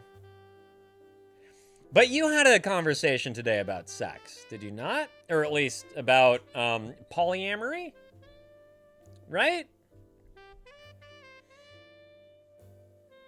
If they can hear me. Yeah. I thought so too. Okay. For now, right, exactly. You know, that ad break, it's probably coming like a fucking freight train. But yeah, if you had a conversation about polyamory, love to hear how it went. Non-monogamy. You got educated. Gotcha. Is non-monogamy and polyamory, are these two different things now? Because we love the labels too, you know? It's like we can't get through life without labels, even though, you know, nobody puts baby in a corner. It's odd. It's odd. We're always like striving for individuality, but we have to throw a label on absolutely everything. Oh, Jen! Oh, thank you very much. You know, Taz could have just guessed the background. That would have happened anyway. But thank you. I appreciate that. So apparently they're two different things? Really? Jesus. Thank you so much, Jen. That's too kind of you. Oh, how was Hokum? Nay, was it decent? Was it worth the watch? And was it worth the theater experience? Jen just fucking slapping those subs around. The background is my apartment on a Sunday. It's the Lord's apartment. Jesus Christ. I think that's what you're saying, right? That's what you're saying. That's a day of rest. Come on. Everyone deserves a day of rest, right? Even if you don't prescribe. Subscribe to Christianity. You really enjoyed Hokum Day? Awesome. Very, very interesting. That's very cool. Oh, Abby, is that the one that you're really looking forward to? Devil Wears Prada 2? Are you a fan of the first one? Is the movie about Italy? No, it is not about Italy. Do you mean like about Mussolini or about the Italian mafia or about olive oil? About what? Italy. You love the first one, Abby. Okay. I've never seen it, personally. Is that a body behind me? That's a newspaper. That's where the dog goes. Oh, this right here? Nah, I don't believe that's a body. There's a dead chicken, though, right there. Nah, it's not a dead chicken. Don't let me mislead you. It's not Pink Flamingos. Nobody guessed Pink Flamingos. It's not Home Alone.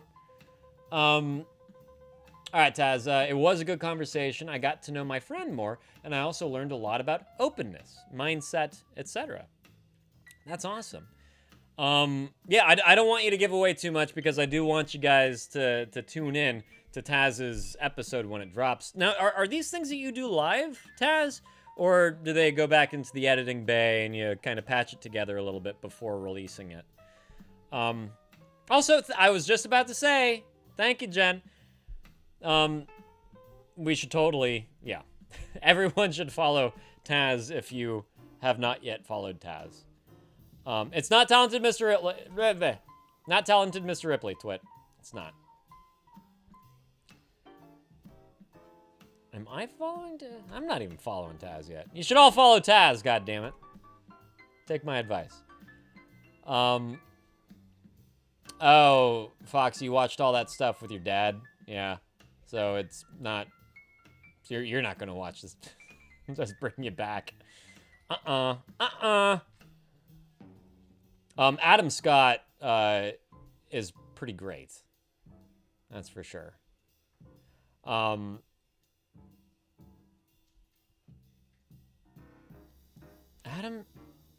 Adam Scott?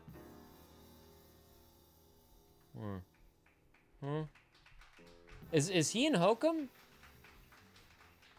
Shit. Yeah, okay, and I'm gonna have to watch that now. Okay, Taz, non-monogamy means that you might just have one partner, but your relationship is open to more. You might have periods where you are more monogamous rather than polyamorous. Polyamory is where you are actively in multiple relationships. Okay, so there is a difference there. Okay, you did them. Yeah, fucking A. Yeah. No, that's good. That's really exciting. I'm glad they do. It's, you know, like, it brings a whole kind of, you know, further sense of realism and conversation. Do you allow people to ask questions? Is it on Twitch or is this YouTube live? Because, you know, what I've got queued up is on YouTube. Twit, for me, poly or non-poly is just a social construct. We all are rabbits doing whatever over millions of years. Yeah. What were you saying about foreskin earlier, Twit? Awesome, Taz. Awesome. Oh, that's fun. I'm glad that it's a, you know, a collaborative conversation. That's really cool. Twitch, and then I upload it to YouTube to save the VOD. Perfect. Yeah. Yeah. That's essentially what I do too. That's awesome. I'm really glad that you do that. Yeah. I'm curious about just, you know, like, again, it's so funny that we love to like label everything. We like to put things in boxes, and like have some more structure to the definitions and the words that we're using. Because I swear, for so many people, it really is kind of just like a throwaway thing, right? Oh, you're poly? I'm not. Fuck that shit. But it makes sense. Like, if you're actively part of the lifestyle, that you would want to define what you're doing, at least for ease of explaining that to people, if you ever have to explain that to people. But I'm also curious for, like, you take the individuals that are actively pursuing those lifestyles, how much those definitions do change from person to person, and what they themselves kind of need, or what they want, or what they're looking for, if there is a bit of fluidity to those definitions. It's like personal takes on these kinds of things. Jen, hey, by the way, I was lurking, but I heard you had a date coming up. That's right, Abby has a date coming up. And he's going to make all the 6-7 jokes possible because he doesn't want to buy dinner for a stranger. That's what we've established. What we... yeah. No, that's true. Taz, yeah, I think it is the need for labels, so there can be a rebellious nature against it as well. Oh, I'm into that. I am into that. Yeah. Fuck you, Mom! I'm poly now! Ugh! Mommy! That is certainly one way to stick a knife in your dad's back. Right? Daddy. Yeah. I'm not selling, Dad. I'm fucking everyone, because I'm poly, Dad. Yeah. Go to bed.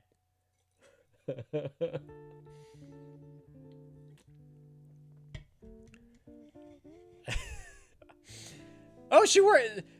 Wait, hang on, Abby. Hang on. Oh, it's not Wisnell and I, but I love that movie so much, Dorian. Oh, I love that movie.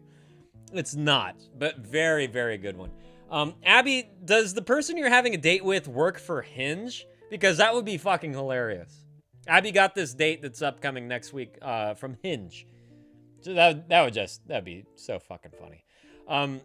And Abby, don't worry about the nerves, right? She's probably nervous too. And if anything, it's kind of cute, right? It's kind of cute when you go on a date with someone and they're like kind of nervous, and they're like nervous giggling and, like fidgeting and all that kind of stuff. It's kind of cute. It also means that you care, right? Like you want to come off appropriately, you want to be respectful, you want to have a good time, you want to like meet on some level, right? So it's like that's a good thing. That's a good thing.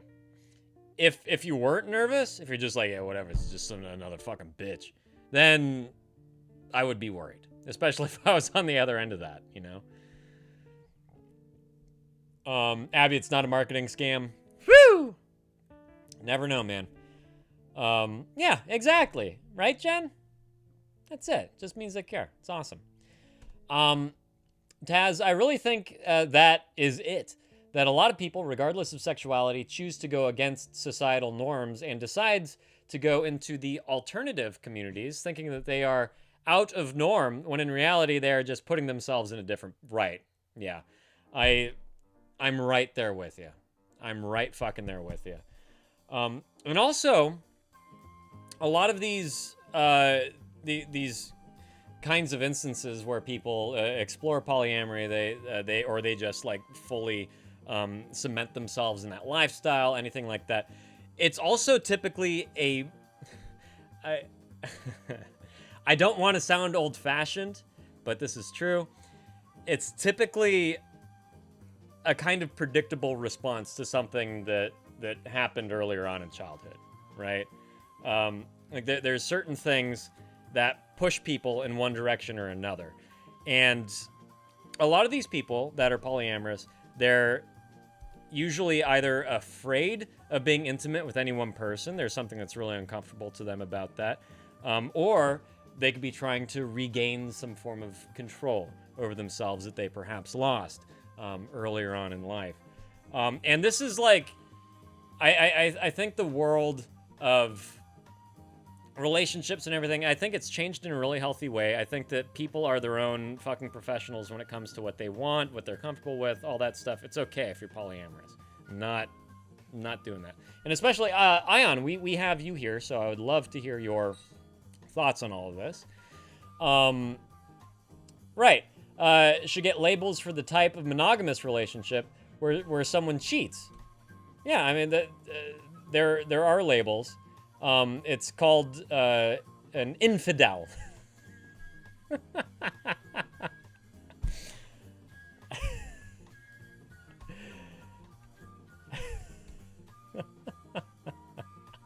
Right, exactly, Taz. Septum pierced, woman with blue hair. Yeah, all that stuff, right? Yeah, that's it. I was bored, so I had my tongue pierced. I was bored, so I put a spear through my penis. That's it. Seriously, like, at risk of sounding too fucking old-fashioned, there is usually a reason why this stuff happens, right? You figured out that you are non-monogamous for the right person. Hey, there you go. There you go. And isn't that just the case with everyone? Like, everyone should be a little more open to that, to, like, exploring a bit more until they fucking settle down, you know?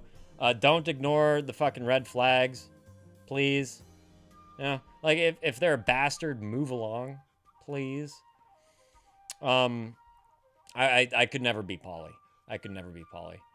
And Taz, out of curiosity, since if your partner wanted to open the relationship, you wouldn't mind, how happy are you with said partner? Just out of curiosity, you know? Like, is this someone that you ultimately want to settle down with? Do you see just a complete life with them? Or are you like, I can kind of do better, I'm just hanging on to you for the time being? It's not Fisher King. Dang, these are great movies, Dorian. These are really great movies. They really are.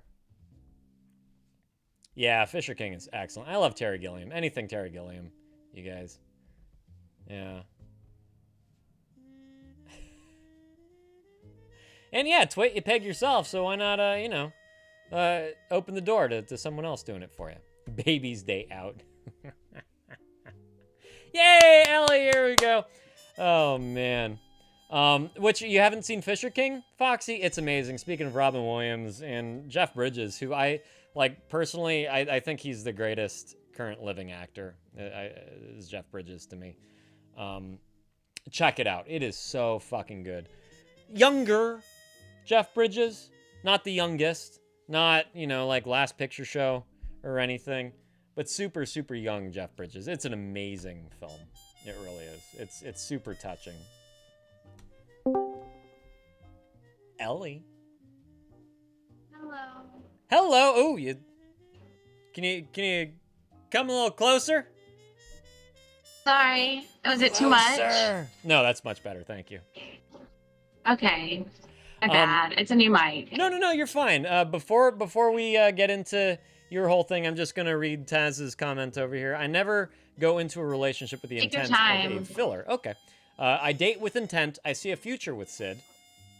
How that looks, we will see, but I do hope and wish for us to grow old together and yell at the poor teenagers on their scooters as they run by. That sounds nice. Yeah, that sounds nice.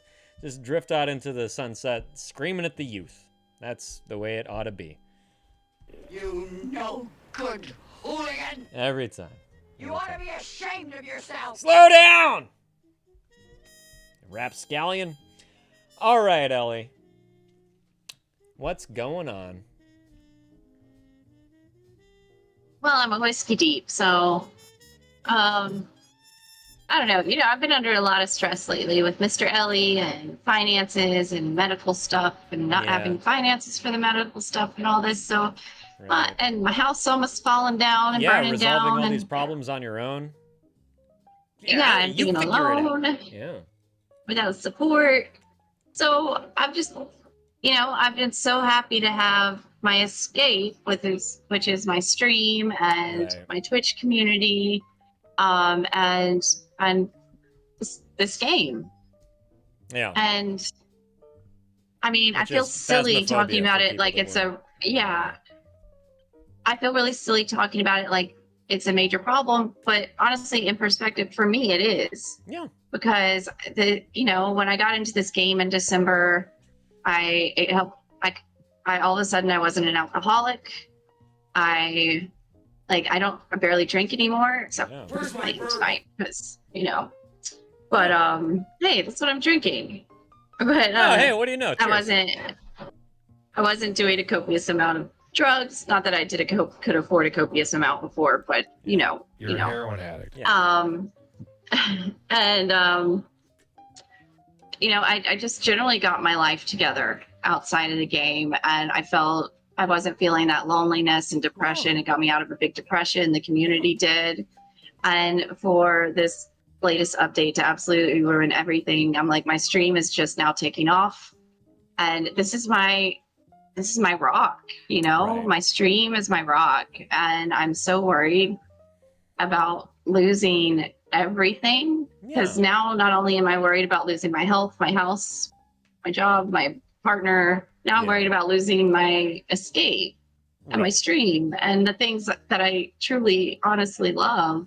Right. And it's just got me in this catastrophic mindset of thinking. I just feel like my whole adult life has been a series of finally getting to a place where I feel stable and content.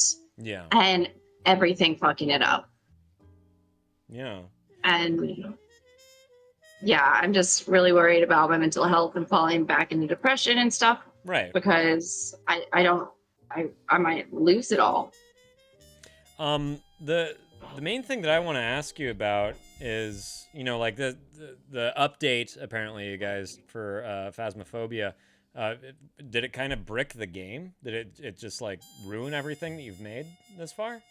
Yeah, so I do really, really advanced gameplay, like in-game play, and I can't do it anymore. There's no possible way. They have added character animations and stuff, so there's delays and stuff. Okay. And everything. So for a casual player, it just looks janky. It's fine. But for somebody who makes part of their living, half their income off of it, and does all the advanced stuff, it's a deal breaker. You can't do it anymore. Like I can't.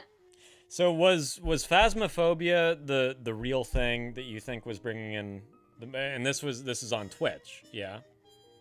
The income you were making? So you were building a community, sure, with this game in mind, but how many people are playing Phasmophobia currently? Like right now, if we were to look, how many people would you say that is? Probably there are drops right now, so an abnormally high amount. There's drops, but what are we still talking about? Well, I don't know. I'd have to look because there's drops. With the new update and the drops, I don't know how many of you played it, but It's still probably in the hundreds, if not thousands. Yeah.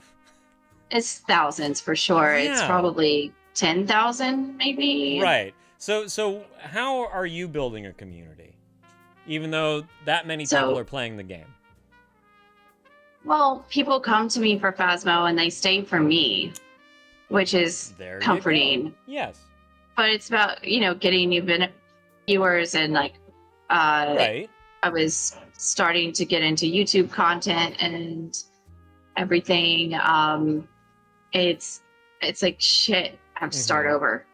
I mean, yes, I'll still have community members that are there, but whether they tune in all the time or join, everybody's going to move on to something else because it's so broken.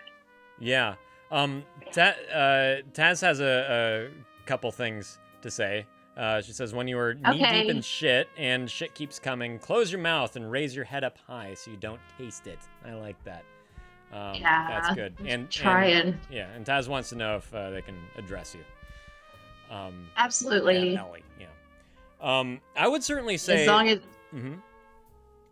No, as long as nobody tells me it's just a game, because I'm trying to explain that it's like more than that. It's like a whole concept of stuff, Yeah, no, it is more than that, but it's also don't forget about the community that you're building around it. It's like you're just assuming that everyone is going to just leave you and forget that you were there. Not everybody. Because the game fucked up. It is not just a game. I think what you have to kind of consider is how to proceed from here. Perhaps the content like perhaps what drives the content is a little different, right? Perhaps the content that you make is now about all the problems with phasmophobia, as opposed to That's creating depressing, in the world. man. Right, but you know, like it can be a temporary thing, and I'm sure that hey, you are not the only person that's playing the game that has huge fucking issues with whatever they did, right? And the more the gamers, the more the people that value this game, the more the ones that are like driving the fucking sales for this game keep fucking talking about how horrible this new update is, how it fucking ruined everything, the more the developers will listen, and perhaps the more that they would change things. So that could be a driving force of what you currently do, is trying to get enough momentum to be heard by the people that are pulling the strings, right? And yeah, there you go. It's an idea. It's an idea. I don't think they'll listen. Like, well, do you they have think a very bad reputation in the studio. Do you think your community would listen to that message? Yeah, they are. Like, I've been in for the past 2 days. Yeah. My community's been coping together in private DMs on Discord, and so I've got like 5 or 10 conversations going on with like just coping with people. Right. I'm not the only one feeling it for sure, but I'm the only one that also is making money off of it too. Yeah, but I think that this is something that your community can rally behind, and especially like them rallying behind you. You know, if the game is part of it, if the game is part of the entire thing that you've built, then it's still there. It's just a different form, and you're going to have to adapt a little bit, as opposed to just, you know, like giving up. This is all for naught, right? There is now there's an adjacent avenue that you can take from here. Yeah, and you just have to figure out which one that is. I'm not gonna give up. I never give up. That's Good. one thing I have is tenacity. But I just don't want to go through that struggle of finding my place again. I'm so sick of doing that in my life. I do it every fucking year, and I'm sick of it. Right. I just dread this. Right. I dread the energy it's going to take, the toll it's going to take on my mental health, the anxiety, the depression, Yeah. I just dread all of it. That's absolutely fair. Yeah, like I I'm get it. And sick of feeling bad. Right, and this has been your rock. This has been your sanctuary, you know, for so long. Nobody wants you to lose that. Maybe the roof has blown off a little bit, but you can build it back up. Especially with I mean, like everyone, I really want to lean into this. Everyone that has been watching you has been watching you. Not just the game, you know? Again, like tens of thousands of people are streaming this game at any given fucking moment. So what's special about your stream? Because it's not the game. It's you. I do have a trick I'm going to try. Okay. Yeah. I hear you. Mm-hmm. I have a trick I'm going to try. I learned how to down patch the game today, so I can play an old version. Mm-hmm. And it's apparently not against terms of service. Oh, okay. So for Twitch or Steam, so I can play this at the old version, and hope people still want to watch Phasmo. And hell, maybe I'll be one of the only ones playing the old version on Twitch. Like all the Kinetic partners can't play the old, can't do that main the old version, or they'll get in trouble. No, personally, I think that that's a fantastic idea, and trying to just carve out your niche even a little bit more. I think is a wonderful way to approach this, you know? What can I do that not that many other people are doing is always a great way to approach something that everyone is doing. Right? You're right. It might give me a little bit of an edge. Yes, absolutely. Yeah, and we love edges, don't we, Twit? Yes. Yes. Okay, I'm gonna bring in Taz. I don't know if you got to meet Taz on Monday. But probably more of a mental health professional than I am at this point. All right. Yeah. Hi, Taz. Hello. Hi, Taz. Hi. I'm so glad that you're here. Hi. Yeah, Hi, this, Ellie. This is an absolute pleasure. Thank you so much for asking if you Hello. can come in and talk to Ellie a little bit, because I'm sure you have a Yeah. lot of So- things to ask and a lot of things to say. Yeah, just to say a little about myself because I'm pretty sure Ellie doesn't know me at all. But I've been a streamer on Twitch for over 10 years, come and gone, in all certain aspects. I'm also an uncertified. I have the education, I just don't have the license, but I'm uncertified coach and therapist. And as I said in chat, there are two ways you can go about this from your and both ways are the right way. You can take a logical stand to it and find solutions. You can also work on it emotionally because there is a part of your situation where you have a lot of grief regarding a lot of this update. Because no matter how we view it, when we stream, yes, people come to see us as people, right? Our personalities, that is our niche, that is what makes us unique, right? It's not the game that we play, Exactly. but nonetheless, there are also the certain aspect of new viewers coming in because of the game, right?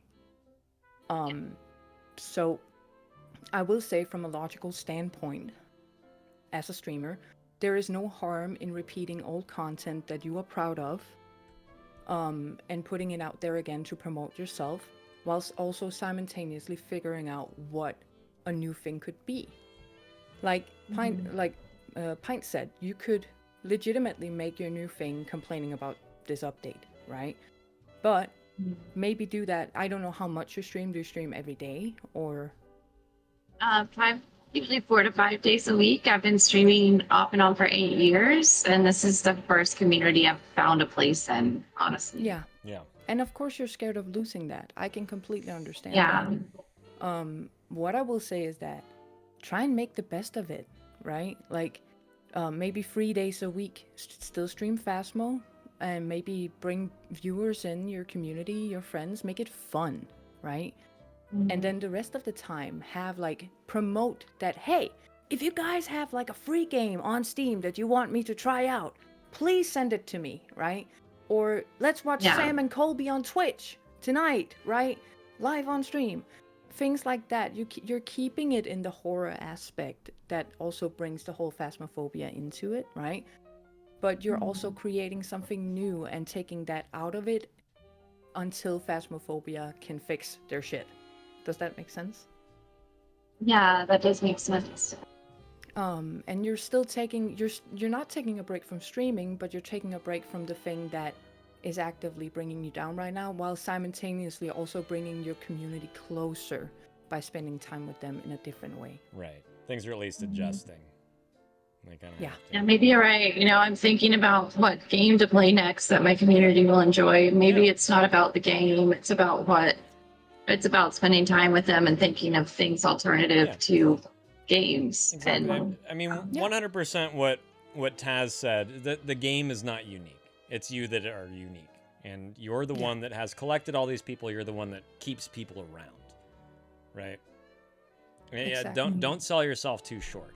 They can just as easily go to any of the other 9,999 streamers. People that are streaming it. Exactly. Right? But they're not. And then there's the emotional aspect of it. The more you are actively showing your grief, the more people are going to find discomfort in your discomfort.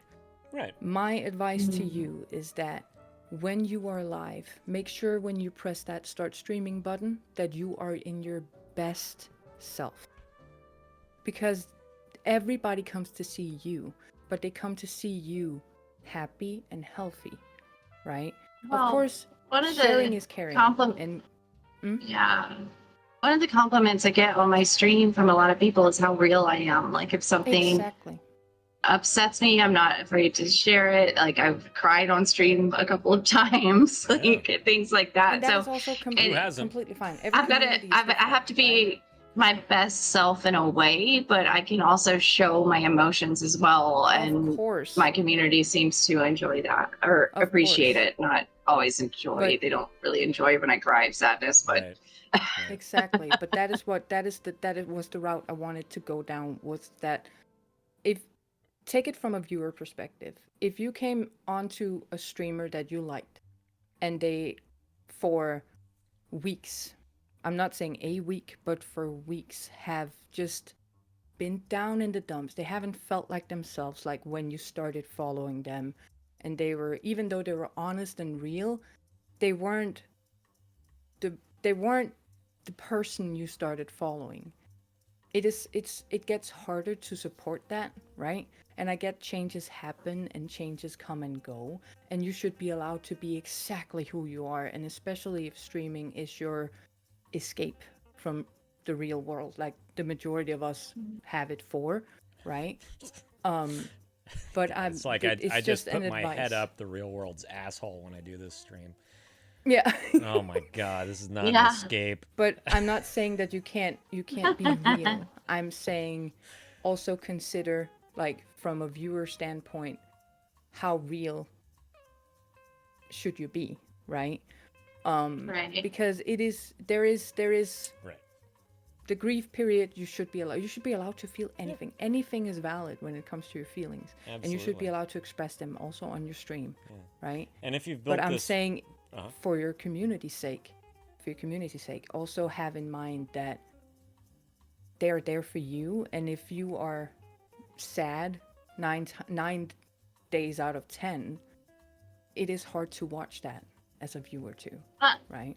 I'm really good at putting on a face. Like sometimes my anxiety might show through, but I'm not going to be sad all the time. Like the other day yesterday when I cried on stream, I kind of did a little like State of the Union address, and I made it funny and pretending like I was the president speaking to the citizens and everything. I love that. And at the end of it, I just lost it and I started crying. And so, so it was funny. And then all of a sudden I cracked and you could see the real me. But then it was 5 minutes of seeing my emotions. And then I jumped right back into making jokes and keeping on going and keeping the momentum for the rest of the stream. Yeah. And it's human, right? It is. It really is. And it should be allowed. But that is my advice, is when you look at this, you have a problem at hand. Instead of sitting there, we should always allow ourselves some time to sit there and grieve and be sad and, right? Always, because it's human to feel these feelings. But then, dust off your kneecaps, pretty girl, and put on your hat again and be like, okay, back to business. And that is also why you're in here. You wouldn't be in here talking about this if you weren't ready for the advice, right? And this is the advice I have for you. Think of it as 2 lanes, emotional and logical. And then you can build it from there for what matches you the best. Emotionally, keep that private to yourself. Like, how am I going to deal with this emotionally? How can I actually deal with this change, right? So I don't fall. And logically, those are the steps that you can actually take physically. That is the logical side. So you have 2 paths ahead of you. And if you work on them both, you will see results as well. Yeah. Yeah, you're right. That was just it. Now I don't have to type it out. Thank you for listening, Ellie, and thank you for allowing me to stop. Absolutely. It's so much easier. It is. Right? It Yeah, really is. It's crazy. So. Yeah. Yeah. Yeah, I know a part of my devastation and everything is tied to the fact I have had so many mental health problems in the past, and the last 5 to 7 years, I've come a very long way, more progress than I've ever had in my life. And I'm so scared of falling back into that state because it was absolutely miserable. It was worse than death, Can I give you a little golden nugget, sweetheart? Okay. You will never, and I don't mean that as a degrading thing. I actually call people sweetheart because I care about them even though I don't know them. I'm Southern. It's all right. Okay, good. You will never fall back into your old ways when you have that mindset. You can never allow yourself to do that as soon as you think, I'm scared of falling back. No one's ever told me that before, thanks. You can't. It's physically impossible until you allow yourself to do it. You are in control of your fallback. So if I have this resistance and know I don't want to fall back, I'll never get as bad as before, even though I might get a little bad sometimes. Exactly. That's quite comforting, actually. I know. I know. It's what I told you I used to be a therapist and such. I'm also an ex-addict. Both drugs and alcohol. It is the most reassuring, validating thing that you can tell yourself is that I'm never gonna take such massive step back that I can't get up from it again, because I've done it before, and I can also never allow myself to fall back to where I started my journey. I've Because literally never heard that before, and I've been through a lot of therapy and I mean, I have a lot of neuropsychological training and education myself, and I've never heard that before, and it makes a lot of sense, and it's extremely comforting, and I really appreciate you. Thank you. You're welcome. I am full of golden nuggets. I told Pine that the first time, which was the other day, actually. So, super glad that you were able to join and impart your wisdom in all this, of Taz. Course. Thank you so much. Of course. Yeah. Yeah, it was very, very, very helpful, and you can thank Mr. Dr. Dimolino over there that I joined tonight at all. Okay, I will love you and leave you guys to it. This was just the few golden nuggets I wanted to share. Hang on. Apparently, Doc has a question for Ellie before you leave, Taz. So. Oh, okay. Yeah. Go for it, Doc. In due time. Well, you gotta type it first. Just come in. Exactly. That was why I was like, oh man, let me just. Right. It's okay. We can make some tea. Yeah, that's right. It's all good. Do you want some crumpets with that too, darling? I love some crumpets. Ellie, this is a serious question. You aren't just saying what the people want to hear, right? You're talking about on her stream? Yeah, I need a little clarification on that, but in general, no. I pretty much wear my heart on my sleeve, and I'm very autistic, so I have a lot of trouble lying. Yes, I was about to say that really helps with bluntness and honesty. Yeah. I'm not gonna lie, it really does. So apparently, Doc means here.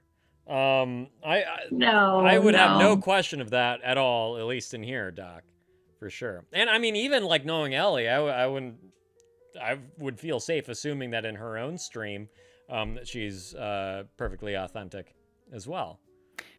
I will say she wouldn't be here, right, sitting here and saying all of these things with you if she just wanted to talk people, like, say what people wanted to hear, right? It's true. Right. And I see where Dimolina is coming from. He said he had a tendency to tell his therapist what they wanted to hear. Right. And when I first started therapy, I did that as well. And honestly, when I would get a therapist I didn't vibe with, I would do that as well.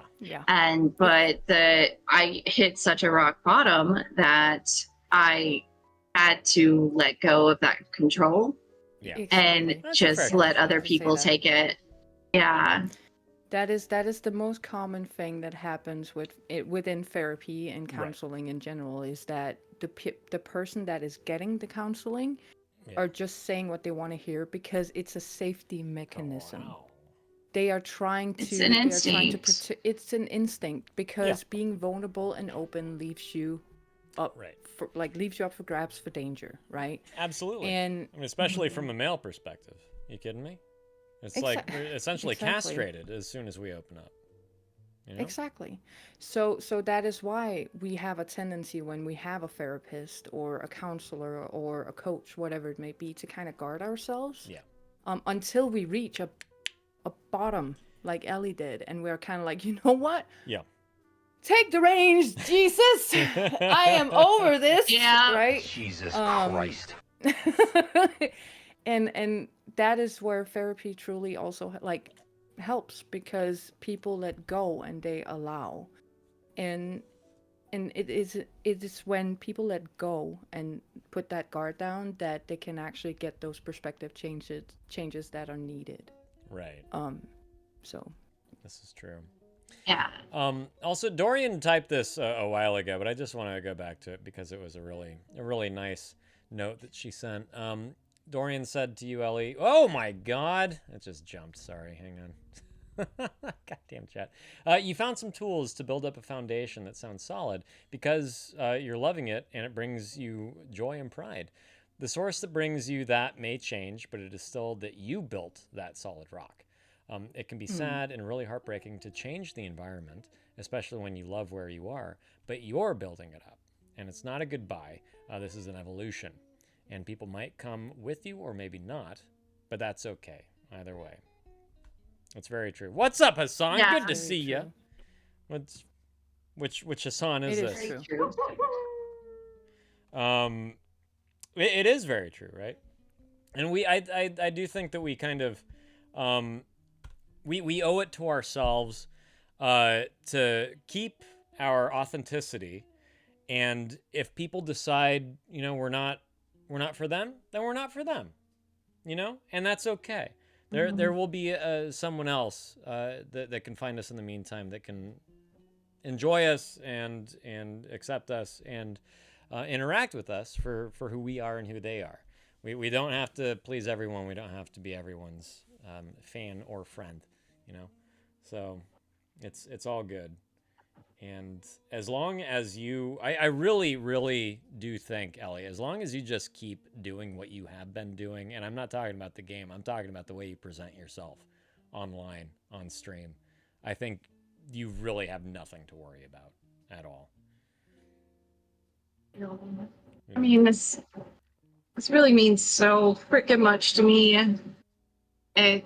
It's I struggle in real life because of my autism and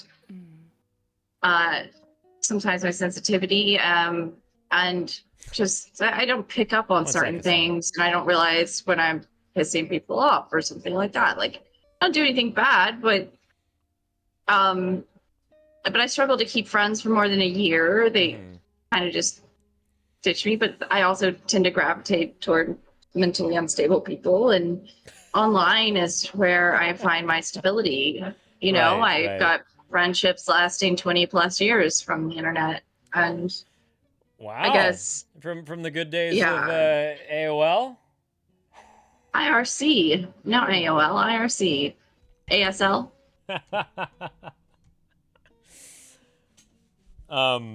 Yeah, sorry, I was going back into my AIM days there. Yeah, hashtag FNet and AllNet. I had to. What was my handle on IRC? Al Shaddai and Mrs. Seppi. Mrs. Like you knew me, Twit. Mississippi? Mrs. Seppi, like Sephiroth Sephi. from Final Fantasy VII. Oh. That's good. Either way, that's really good. That's a good one. Yeah. My handle on AIM was Electrical Banana. No numbers behind it. Oh, like this? Yeah, what do you know? I have an electrical banana. I do too. Oh, wow. Ah, there it is. Yeah. It's got a mind of its own. It's like the tail of a dog. Look at that happy feller. It's a good one. Hassan, yeah, well, I'll be with you in a second if you really want to ask. You guys are old. I have no idea what you're on about. Yeah, that's fine. You ought to be ashamed of yourself. Yeah, youngin. Bet. Off my lawn! Yeah, right. Exactly. Damn kids. Rock Damn music. kids and their scooters. Little bastards in your condoms. No, it's condiments. Yeah. Right? Not condoms. Back in my day, we just pinched it off.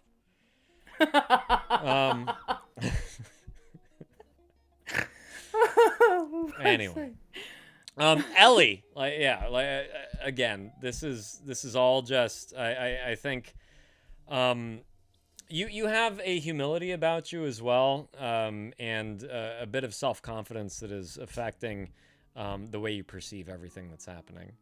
I don't know if there is necessarily anything that will prove your value to you, but if you allow yourself to see the people that choose to be around you at this point, and the support that you have from all of them, I'm sure that you will at least see a bit of value within yourself. Because I mean, like I'm speaking, personally, and from this perspective over here, we all fucking love having you around. We all admire you. Every time your name pops up in the chat, I get a little giddy. Like always glad that you're here. Always, every time. Thank you, Brian. Yeah. I'm so glad I stumbled into this stream drunk, searching up drunken therapy like a long time ago on Twitch. Cheers. Absolutely. But like if this is the magnetism that has it mostly been kind of one-sided, I can only imagine being on the opposite side of that, and as you said, stumbling into something that is like truly special, and this person out there that just like it speaks to me, and that I form a bond with, be it over the interwebs or not. That connection is real, and if you are collecting those people, which I know that you are, they're not there just for the game. They're there for you. And I really do think that's kind of it. You will be okay. Yeah. You will be. You will. Ultimately, I know that I'm always going to be okay. I'm going to find my place eventually if this goes south.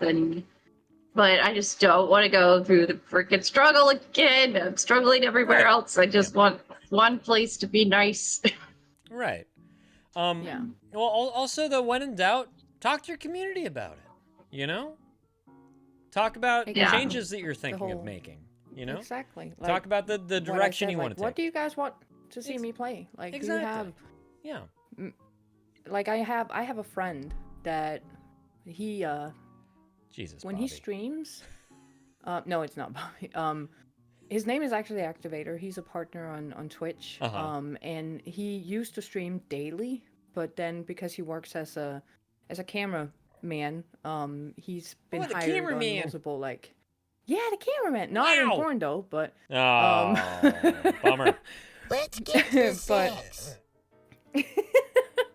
But he is sometimes gone for weeks, right? Right. So his community is there for him 100%.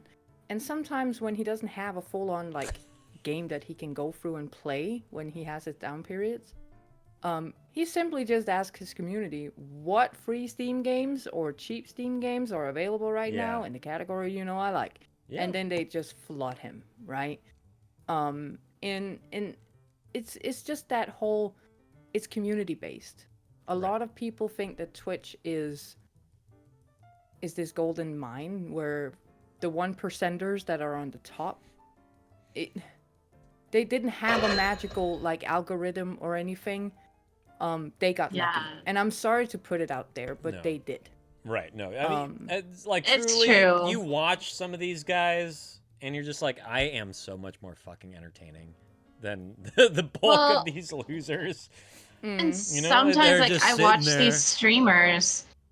I watch these streamers that are insanely talented and don't have that following, and I'm like, how do they not have this following? Yeah, exactly. They're amazing.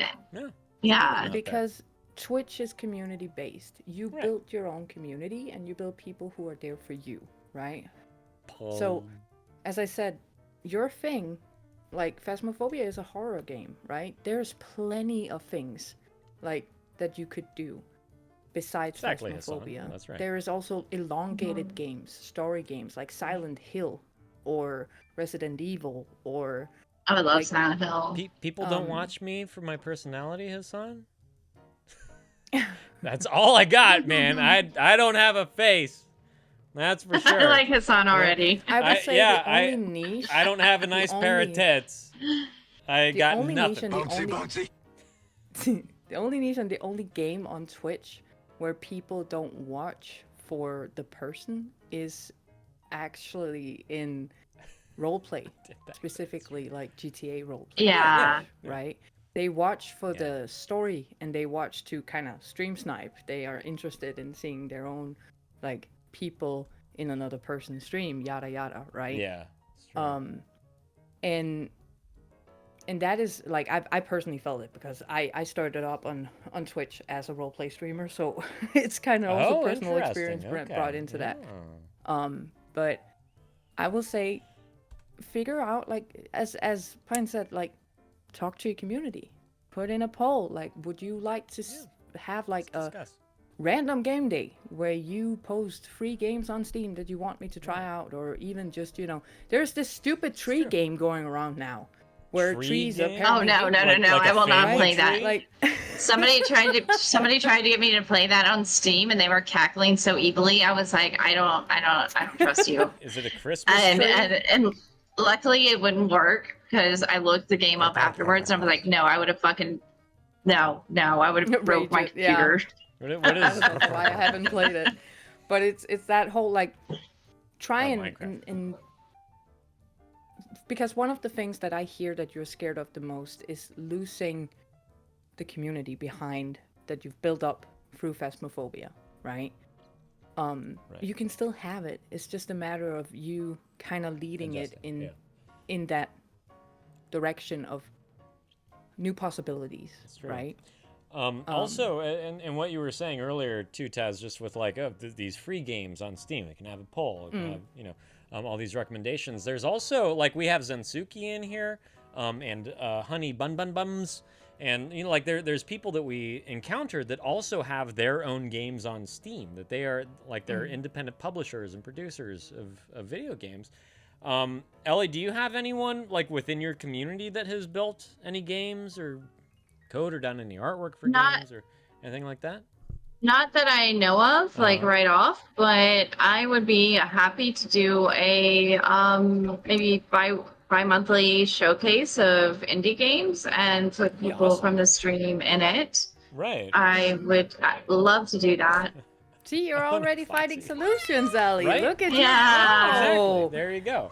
Yeah, and we're really also we're in this kind of revolution against AAA games. We're really leaning into the independence and just like not only the variety but also the quality that's there. Yeah. You know, I probably a better time than ever to kind of look into options, and yeah, as we've been saying, just have that conversation with your community and just, you know, ask them what they would like to see. Yeah. Be transparent, you know. Absolutely. Yeah. Zensuki, by the way, streamers are the current meta games visibility. They truly are. Can you guys explain that I just need to find them. I don't know how to find them, and I would love to find them. I need somebody to like spoon feed me some of these games. So if you make games, hit me up. Well, Zensuki, and I'm happy to showcase them. You heard the lady. I want to know what streamers are the current meta games visibility. To me, that means Facebook VR. I don't know what you're talking about. What does that mean? Okay, meta meant something before Facebook. Yeah. And also, it's not Facebook anymore. It's Meta. Right, and that's kind of where I'm going. Thank you very much for getting there. So what does that mean? The meta games visibility. What does that mean? Discoverability. Discoverability? Yeah. Gotcha. So right, so people find games based on streamers on Twitch, who's playing what, popularity. So, let's say you were a game developer, right? Mm-hmm.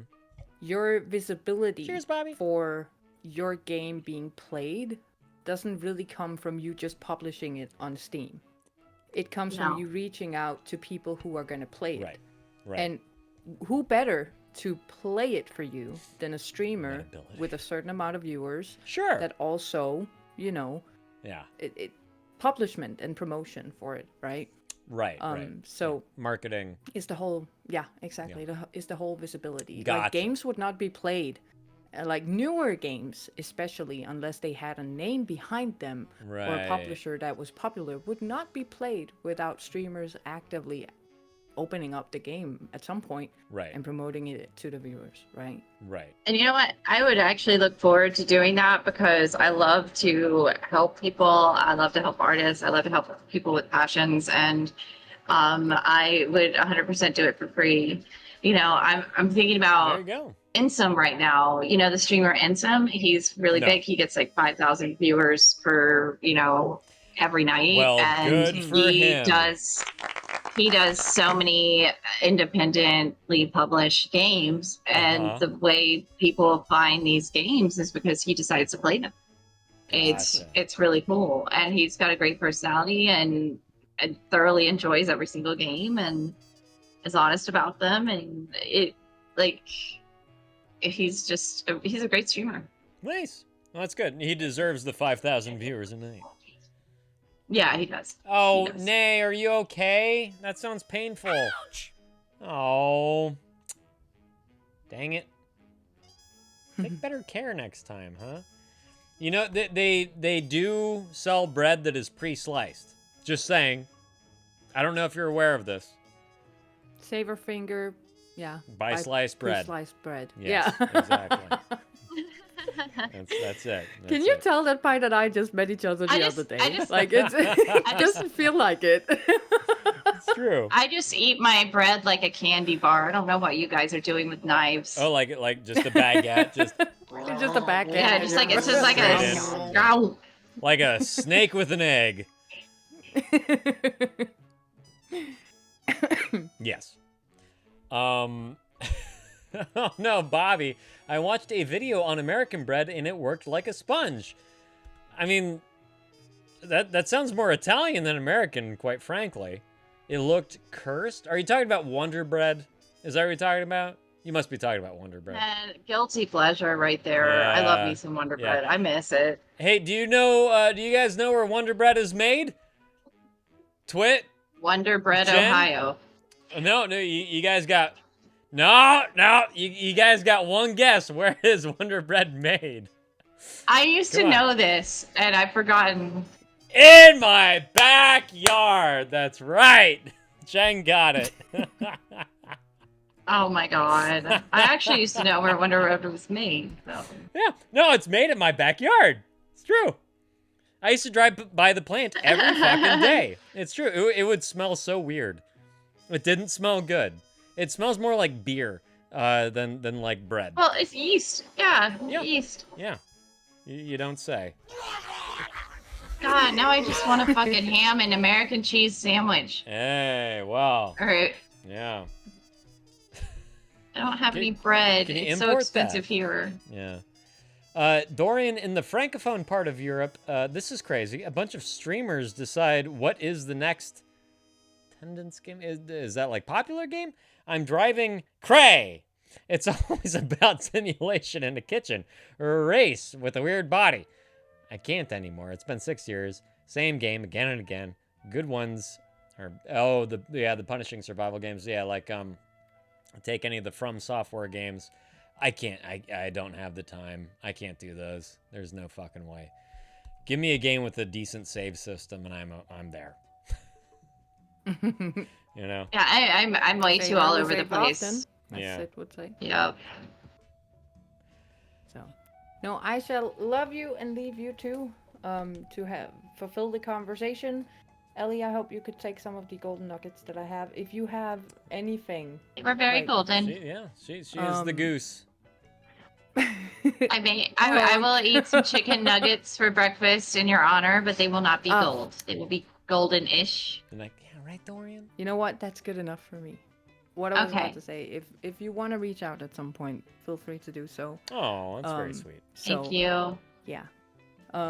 Yeah, I'm gonna love you and leave you guys. Pint, I'll be looking. Take Excellent.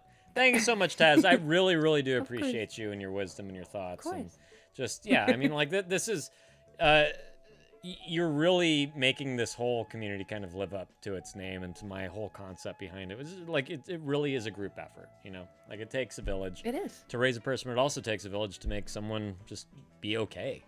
And anything that you have to contribute is more than welcome. Same with all the rest of you out there. Truly, seriously. We're all in this shit together, you know? Exactly. Let's be present. And if it's together. piling up to your neck, hold your head up high, close your mouth so you don't taste it. I like that. It stinks. Yeah. That's good. Yeah. Exactly. Yeah. Okay. Well, thanks again, Taz. Bye. Appreciate you. Of course. Bye. Bye. Bye. Did we? I know that we got a shout out for Taz. Did we get a shout out for Ellie earlier? By the by. There was a shout out. Okay, Thank you. Just making sure. For those of you that have yet to follow out Ellie in the shout. Is that what I'm trying to say? Yay, Bobby! Get your ass in here, buddy. Be sure to follow Ellie. Be sure to follow Taz. All of you, pretty please. Lovely fucking people. You can hear them. They're stunning individuals. So fun. So good-natured, so kind-hearted. And authentic individuals here on Twitch, which, personally, I think is a pretty difficult thing to find. So, oh, Twit, the fuck are you doing? Christ. Hassan, Bobby, before I bring you in, because I do see you here, Hassan asked earlier why I do this. The answer is pretty simple. Honestly, I've been through my own experience with therapy, of course, been through a number of life changes that were all kind of supported by therapy. And just coming out the other side, realized that the whole stigma around seeking mental health, seeking support, seeking a therapist's ear, and ultimately their advice, is so fucking unwarranted. It's so fucking stupid. And the more that we feel like it's wrong to ask for help, the more we're just fucking poisoning ourselves. You know? Oh, bye, Ellie! I didn't mean for you to go. If you have to go, you have to go. But I was gonna get back to you. Oh well. So Hassan, it's basically to spread the awareness that therapy is something that is perfectly, not only something that's acceptable, but is something that should be encouraged, you know? Yes, of course. Yeah. So I do this because I want to, yes. Nobody is standing here with a fucking gun, you know, against my fucking temple. Y'all fucking, you know the quotes about change, right? You hear the quotes, be the change that you want to see. Well, I always wanted someone to make a change for my community, right? And then I realized that I was someone. I could do that too. So that's what I'm doing here. I am doing what I effectively kind of want to see. Like, that's it. I want to see people talking to each other like they're other fucking people, you know? Human to human. Not this fucking dehumanizing bullshit that we see in any given day in the news cycle and politics and nationalism, all that crap, you know? It's bullshit. We're people. You do you, I'll do me, and hey, we're all here for it, you know? It's fine. It's cool. Plenty of room. Plenty of fucking room for all of us. Yeah. Anyways, that's what I do, and why I do it. What's up, Bobby? Hassan, I mean, if you want to see change, be part of it. That's it. I am keeping myself far away from you, buddy. As great as an invitation to Pakistan to smoke whatever the fuck you got is, I'm good. Thank you so much, Bobby. Hello. How are you, Van? Hey, I'm very good, man. How are you? Yeah, I'm doing all right, man. Something's wrong with his testicle? So glad to hear your voice again. It has been a minute and a half. It has. I've been off all over the place, mate. Big change, man. Well, now you sound Liverpudlian. Liverpudlian? That was weird, yeah. No. Yeah. No, I've been all over the place. Been all over the place, mate. Oh. Yeah, mate. Yeah, He's a clean old man, isn't he? Oh, I just a dad. Yeah. Yeah. Anyways. Man. Huh? How are you? How am I? Yeah. I'm great. Got good bicep on the right arm. I don't know. It's so like it's there. I don't know. A little bit. In the middle. Yeah. It's white. It's throwing off the exposure. Look how white that is. You want to see where my my farmer's tan starts here. I don't know if you guys can see that, but that's how often I fucking wear a hoodie. Me got good biceps? Hell nah. Me got no bicep. Yeah. Yeah, exact. Yeah, you got it, Nay. All the fucking ladies. Bouncy. Right, that's, yeah. Speed bag them titties, right? Yeah, and the men. Yeah, and the balls. What brings you around today, buddy?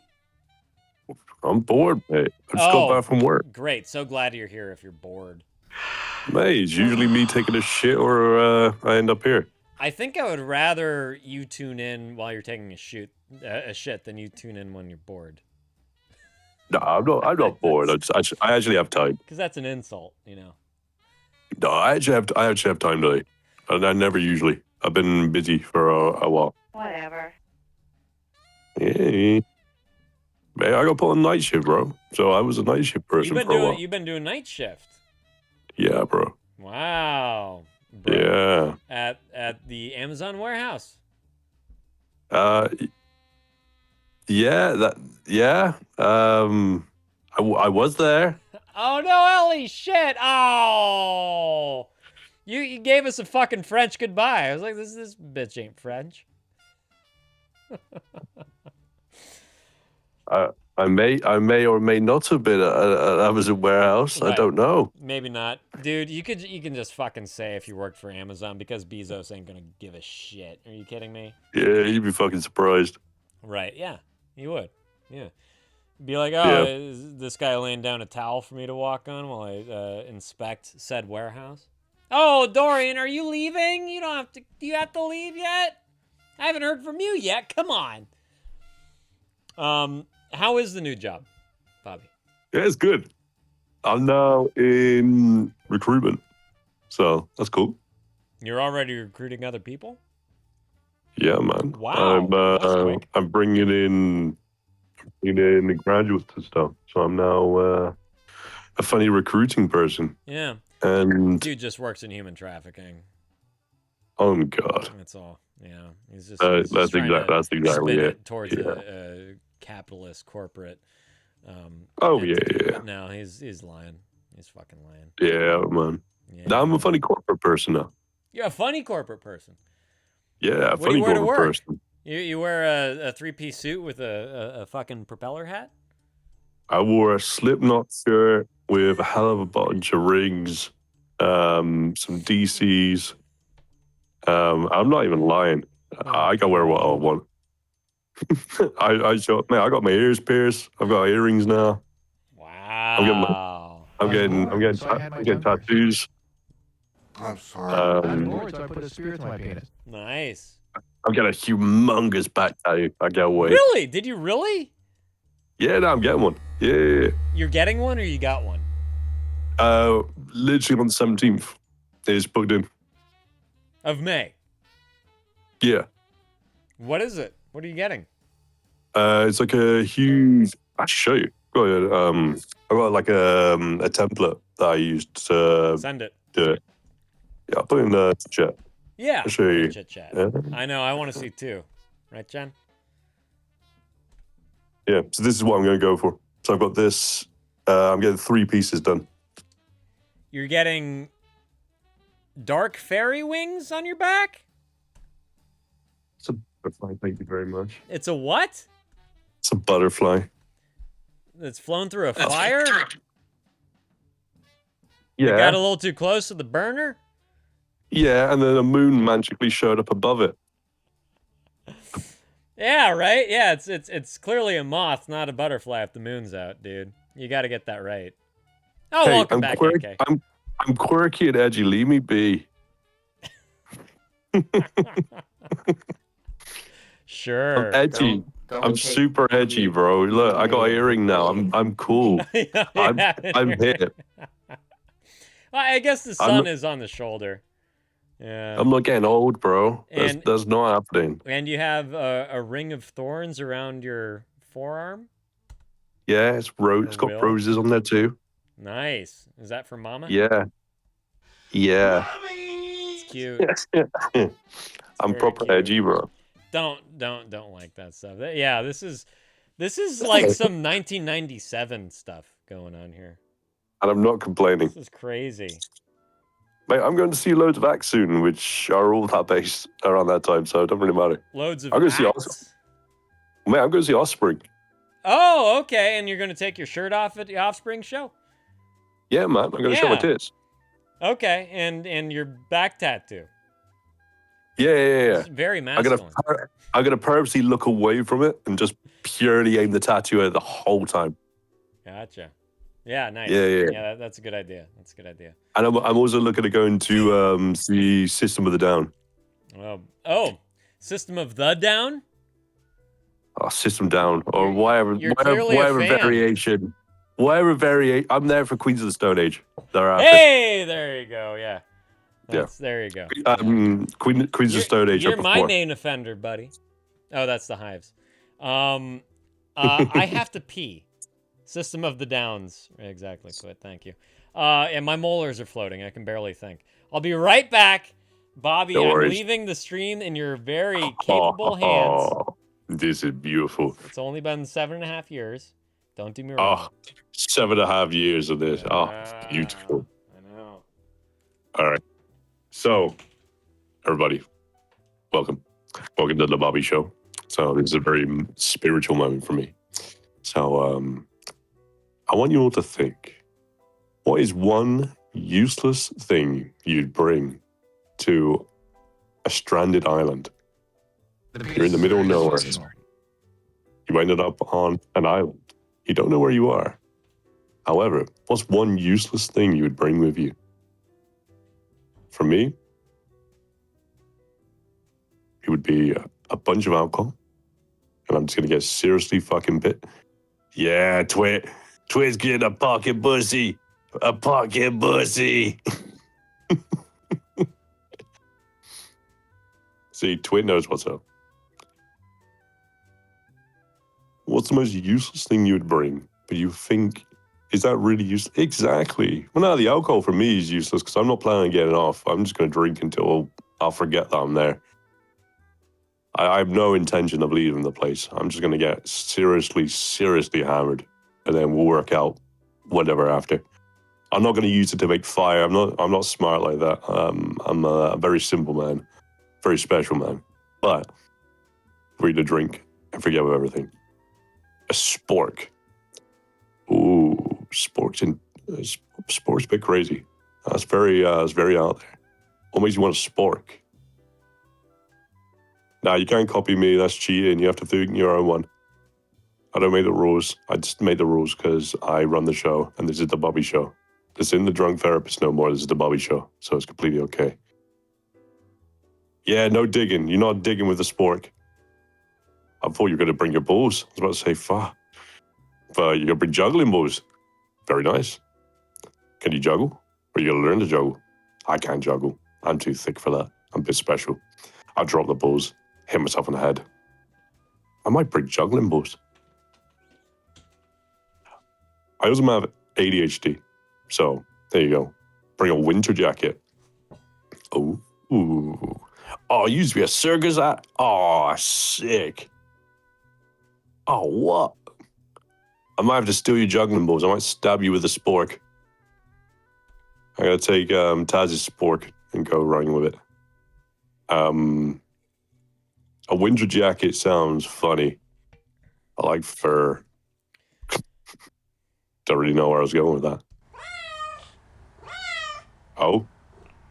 Have I lost the Bobby Privilege show? He likes fur. That's where it's ending. Yeah. Yeah. I was asking them questions. I'm so glad that's what you left them with. Yeah, I was asking them questions. Yeah. What would you bring? Fur. To a desert island? Useless item. What useless thing would you bring? Not useful. Right, not useful. What useless thing would you bring? Yeah. Yeah.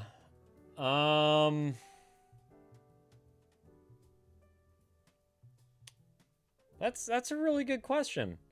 Useless. I mean, would you consider a picture of someone useful or useless? I would say that's useful because that's motivation. Yeah, that's true.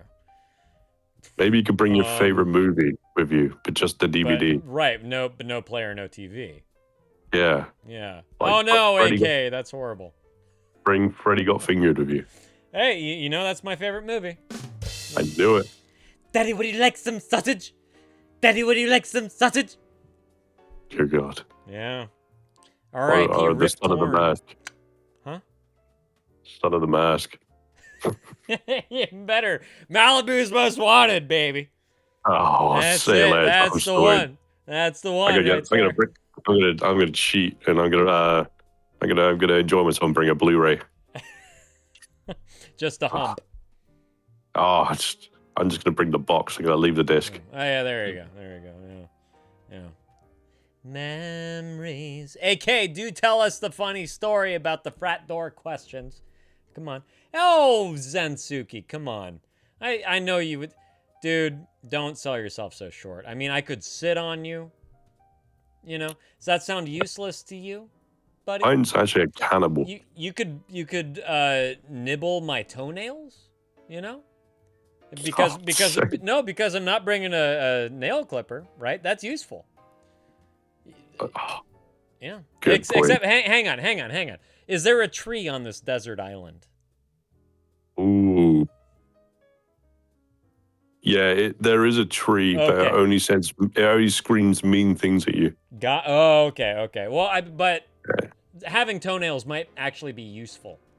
So Zensuke, I might not need you for that. Yeah. The tree just screams you smell like constantly. Right. Yeah. Yes, why not, man? Why not? You know. It's just.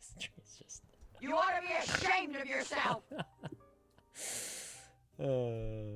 Well, no. Again, like you could dig me a hole to poop in, Zensuke. That'd be cool, right? You could be my teepee, right? Any number of things. Hey, what's up, Clover? Good to see you. Yeah, it got warm. I had to take it off.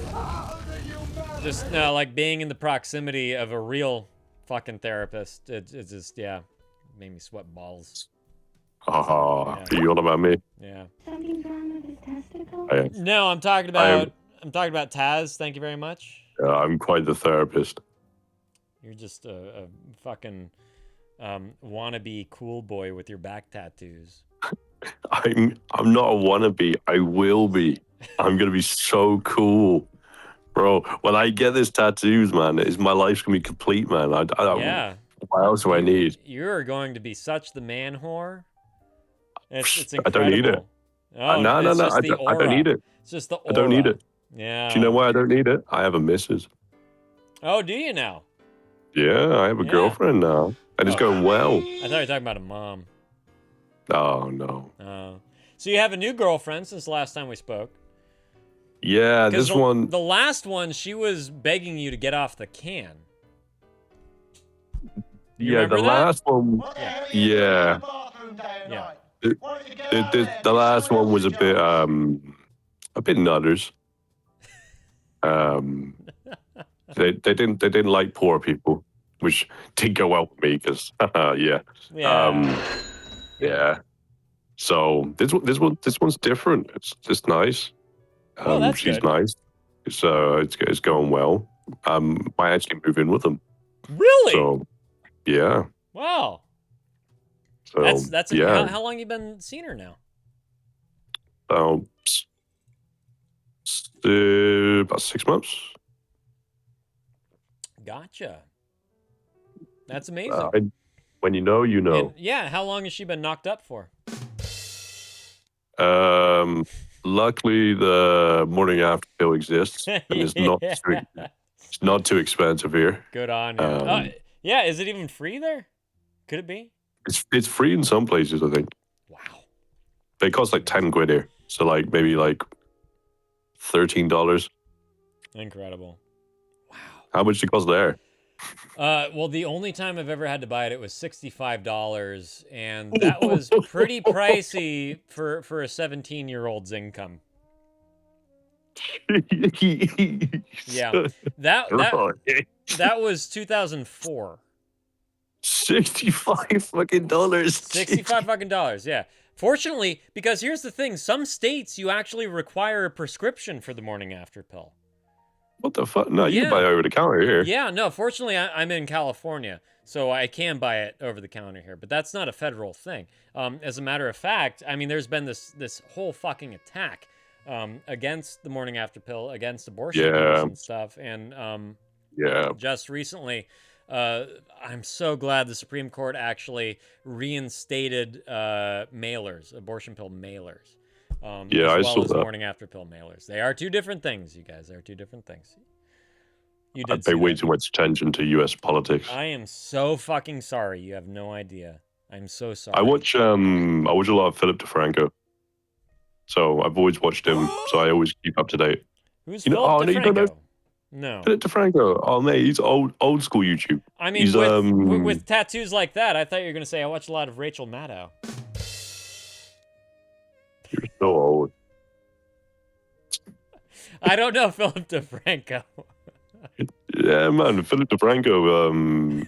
He's old. He was like original YouTube, but he does American news basically. So he does all the politics and shit. I gotcha. But no, I keep up to date with all the politics because of that. Nah, he hasn't stopped. He's still going somehow. That's incredible because I've only just found out about him. So good for Philip DeFranco. You would like him though. He's blue. Oh, true blue. Yeah, he's Georgia, but he's blue. It's. I mean, to me at this point, it's like between having a brainstem and not. Yeah, it's a pretty low bar. Yeah, it's a super low bar. If it makes you feel better, it's happening here. So. No, that does not make me feel better. That makes me feel worse. No, but it means we're going through our phase soon. So. Right. Yeah. No. Of course, Canada was going through it. I'm sure other parts of the world. I know. Golden Dawn had its fucking moment, right? Yeah, Hungary's just finished. Hungary's finished theirs. Fortunately. Oh, dear God. Yeah. Hungary got rid of theirs. Thank God. Incredible. AK, sorry to derail this conversation. No. We always end up down this way. Yeah, that's true. AK is saying this is the front door frat questions. Part 1. So my friends and I very frequently go to Phi Beta Sigma. Something's wrong with his testicle? Sigma these nuts! Sigma these nuts! For parties, and they're You're divine so old. 9. I really am. Most of my friends are black, and they don't ask black people questions at the door. That's interesting. Boring. Wait. Sorry, what's the... There's no racial bigotry here. That's the one I meant to press. You did the wrong one, though. I sure did. But I usually have to answer something for the doorman. It's very low stakes. I mean, if you're getting in, there are no stakes if you're just trying to get into a frat party. Part 2, there was this one time where we went to Sigma. And everyone was already really drunk. My friends overheard incorrectly that the question was, who are you bringing to the cookout? In my drunk mind, I was like, okay, it has to be a black person. Let me think. So my friends get in, no problem. And then I get to the door and I yell, Stevie Wonder! The question was, what are you bringing to the cookout? Yeah. Slightly different, yeah. I have to be tolerant. He's a black person with a handicap. Ooh, smegma these nuts. That's good, Twit. That's good. Have you ever watched Supernatural? Of course. I fucking love that show. I'm watching it at the moment. It's really great. Yeah. Like, I didn't realize how good it was. It's super good. I'm currently on like season 4, but I didn't realize. Oh no, I'm on season 5, and I didn't realize how many fucking seasons there were. Oh yeah, there's what, like 14, 15 seasons or something. Yeah, they made fucking 15 of them. What the fuck? Yeah, I know. I think I made it through season 7 or 8. somewhere around I'm there. up to 5, and I'm not sure how much brainstem I've got left. Right. Yeah. That's the thing. They Like won't- things do start to change a little bit. For some people the better, for some people the worse. But The world could only end so many times. I know, right? Yeah, it's true. It gets really repetitive. I mean, like the thing I love about it is just how much homage they pay to old. Thank you, Nay. What the fuck? Stop that! Don't do that again. It's proper. It's proper lore, like proper, like actual stuff, which I quite like. Yeah, I absolutely. didn't realize how in depth it was. Yeah, it truly is. Like they really craft a decent fucking world around everything, and they take so much from mythologies all across the world. They take so much from old B horror movies. And I mean, just the fact that it's also so kind of supplanted with classic rock and like all, you know, like it's just cool. It's fucking cool. It's so it's cool. thoughtful. It's well made, you know, and very well written. So I'm glad that you discovered it. It's a good time. Yeah, I was thinking it's on Amazon Prime right now. That's why I've been watching it, because it wasn't there before. So I was like, ooh. Gotcha. Yeah, it's a good time. Yeah. So I'm very happy. I watch it when I go to work now. Nice. Okay. Yeah. But yeah, I knew you definitely watched it. Yeah, I certainly have. I want to say part of my Jared Padalecki, the hair, the brother with the hair. Yeah. He starts to kind of grate after a while. Yeah, that doesn't surprise me. Yeah. I can already feel it. I love Jensen Ackles. Jensen Ackles is he's great. Like I could watch a show with just him and like. Oh, he's brilliant. Stuff. He's actually my favorite kid. Oh, I love him. Easy. Yeah. Like if they did, have you ever seen Kolchak the Night Stalker? No. With Darren McGavin? I need to find this. Oh my God. Yeah. Okay. You guys. So, this is a TV show from the 70s that kind of predated the X-Files in a lot of ways. It's about this guy he's a journalist. He's kind of down and out, right? But everything that he gets sent on is like some weird supernatural thing, right? It's like it's werewolves or it's swamp creatures or it's Dracula or it's the Invisible Man. It's something that is like a cult and it's supernatural. And every time he gets the story and somehow it's gone by the end and nobody believes him. And that's every episode after episode. And it's very X-Files in that way. You know, it's like someone knows the truth about what's out there, but they can never keep the evidence. That's cool. It's funny. It's a monster of the week scenario, and it's the dad from A Christmas Story, Darren McGavin. What's it called? It's called Kolchak the Night Stalker. Kolchak. Kolchak, yeah, the Night Stalker. See, Kolchak. And the very first episode, which was actually, I think, technically a made-for-TV movie, is about Jack the Ripper.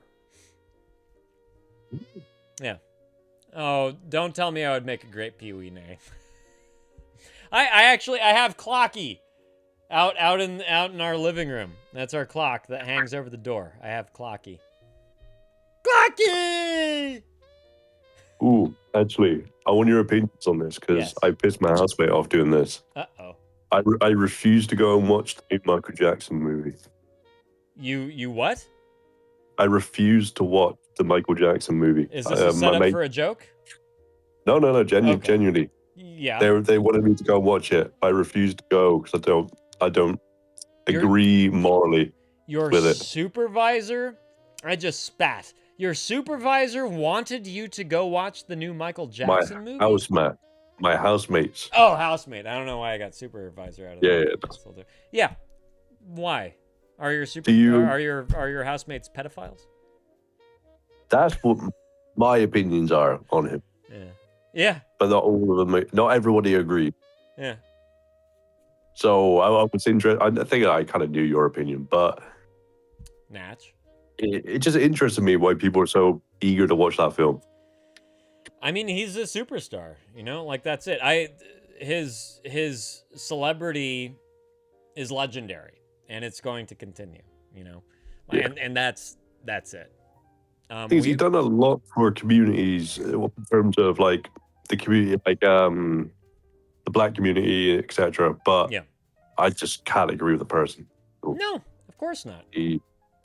Evil. Yeah. No, absolutely. And, you know, like... It's not his... I wouldn't say it's his fault, though. That's the only right. thing. I mean, that's exactly what I was about to go into, is that you can sympathize with him because he did not have a normal childhood. He was forced to have sex with a prostitute simply to lose his virginity, thanks to his family. There is so much there, right? That like his upbringing was fucked.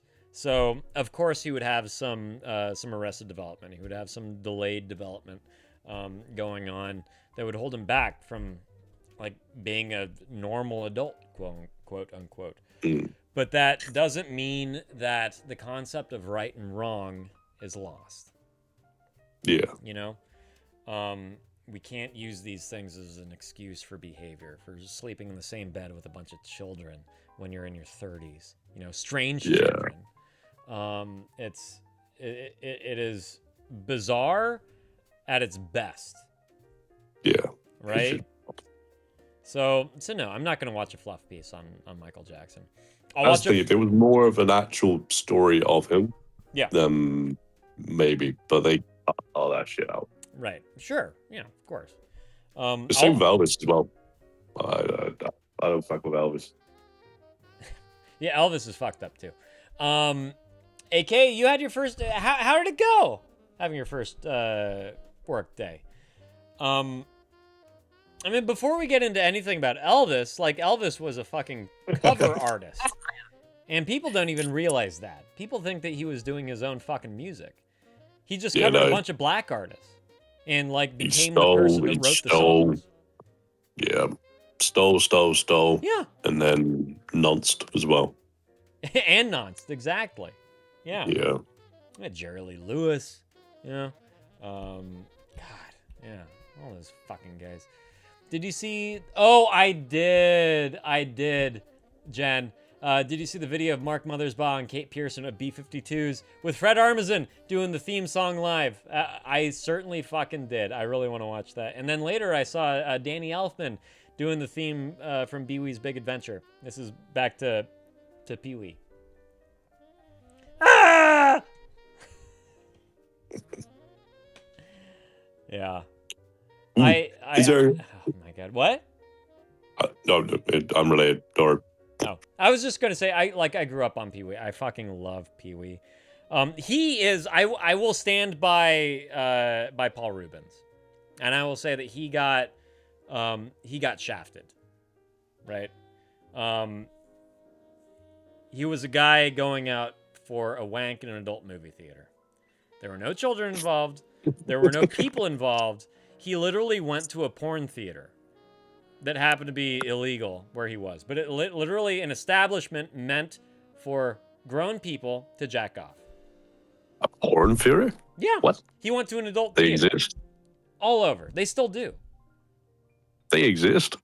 Yes, they do. And still. What the fuck? Yeah. So, believe it or You know too not... much about this. Hang on, Bobby. Believe it or not, there was a time when people did not have home video. What? Yeah. They didn't have cable. They didn't have the Spice Channel. They didn't have the Playboy Network.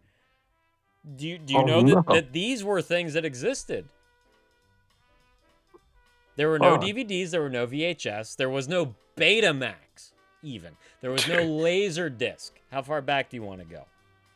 Dear God. Yeah. There was a time when people didn't have access, you know, unless they had a projector and like a reel, right? Where you had to lead that shit into the projector, pull out the fucking screen, drop it down, like this whole process. It's like a 15-minute process just to have a minute and a half wank. Are you kidding me? Oh, like Inglourious Bastards. Like Inglourious Bastards, like Dead Alive. There's a lot of movies where they show that. Whoa. Yeah. That was it. That was what you had. Yeah. You know? That's pretty. Sending postcards of nudes. There you go. AK, sorry, this is a different conversation. This is not related to pornography at home. I'm a pet. I see pets. I'm concerned. Yeah, exactly. I'm a pet specialist at a pet resort and lodging center, mainly dogs. Whatever. So I clean all the kennels, walk all the dogs, play with all the dogs, replenish their water, etc. Piceworm like Pearl. How you doing today, buddy? Which Pearl are you talking about? Never seen Pearl. Stinks. Is Pearl a movie? Yeah, Pearl's a movie. I've never heard of it. What is it? I know Pearl Harbor. Thank you. Pearl is it's a horror movie. Is it? Yeah. But it's like, I think it's a horror movie. It's like a country girl becomes obsessed and shit. Yeah, they made a whole trilogy on it. There's It's a Pearl really 1, pretty. 2, and 3. It's really good, actually. I think you would like it. Mm-mm. The actress in it is really good. She does a good job. No. Yeah, that's a joke. Who's the actress in it? Let's see. I think she's European. No, European. No. I don't know. Mia Goth. Oh, okay. I know Mia Goth. Yeah. Yeah, she's good. Yeah. She was in, it says X, Pearl, and Maxine. There's no way I would have known that. Yeah, I feel like I've seen her in something else too, because I've seen none of those. and I did like her. She's gonna be in Frankenstein. The new Frankenstein. The Guillermo del Toro one. I'm gonna say yes, but I don't. Probably Yes. Yeah. Yes. That sounds Yeah, like, that one. Yeah, she was good in that. She was good in that. She's gonna be Lady Elizabeth. Yeah. Oh no, wait, no. 2025's already fucking gone. Fuck me, I'm old. That was last year.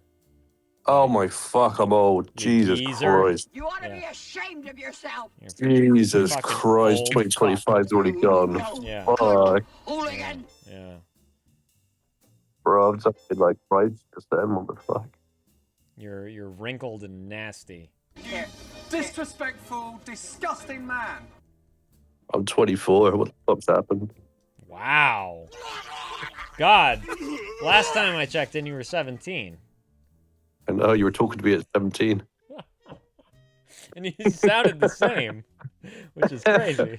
You sounded exactly the same. I sounded the same when I was 14 as well. day, mate. And 30. That's the worst part. My voice dropped when I was early. Yeah. So I had this voice at 13, 14 as well. Man. Something's wrong with his testicle? That's wrong. So. Oh, Nate's 24 That's too. right. Yeah, there you go. Nah, it's disgusting. Wait, 24, come on. Happy days, fucking top of the hill, mate. Happy days are here again, mate. Yeah, fucking Yeah. pint to this full.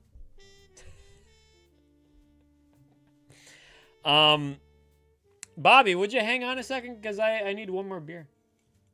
Yeah, no worries at all. No, Twit, Okay. he came out of his mama balls first. You kidding me? Mommy! It's not head first, it was balls first. Exactly.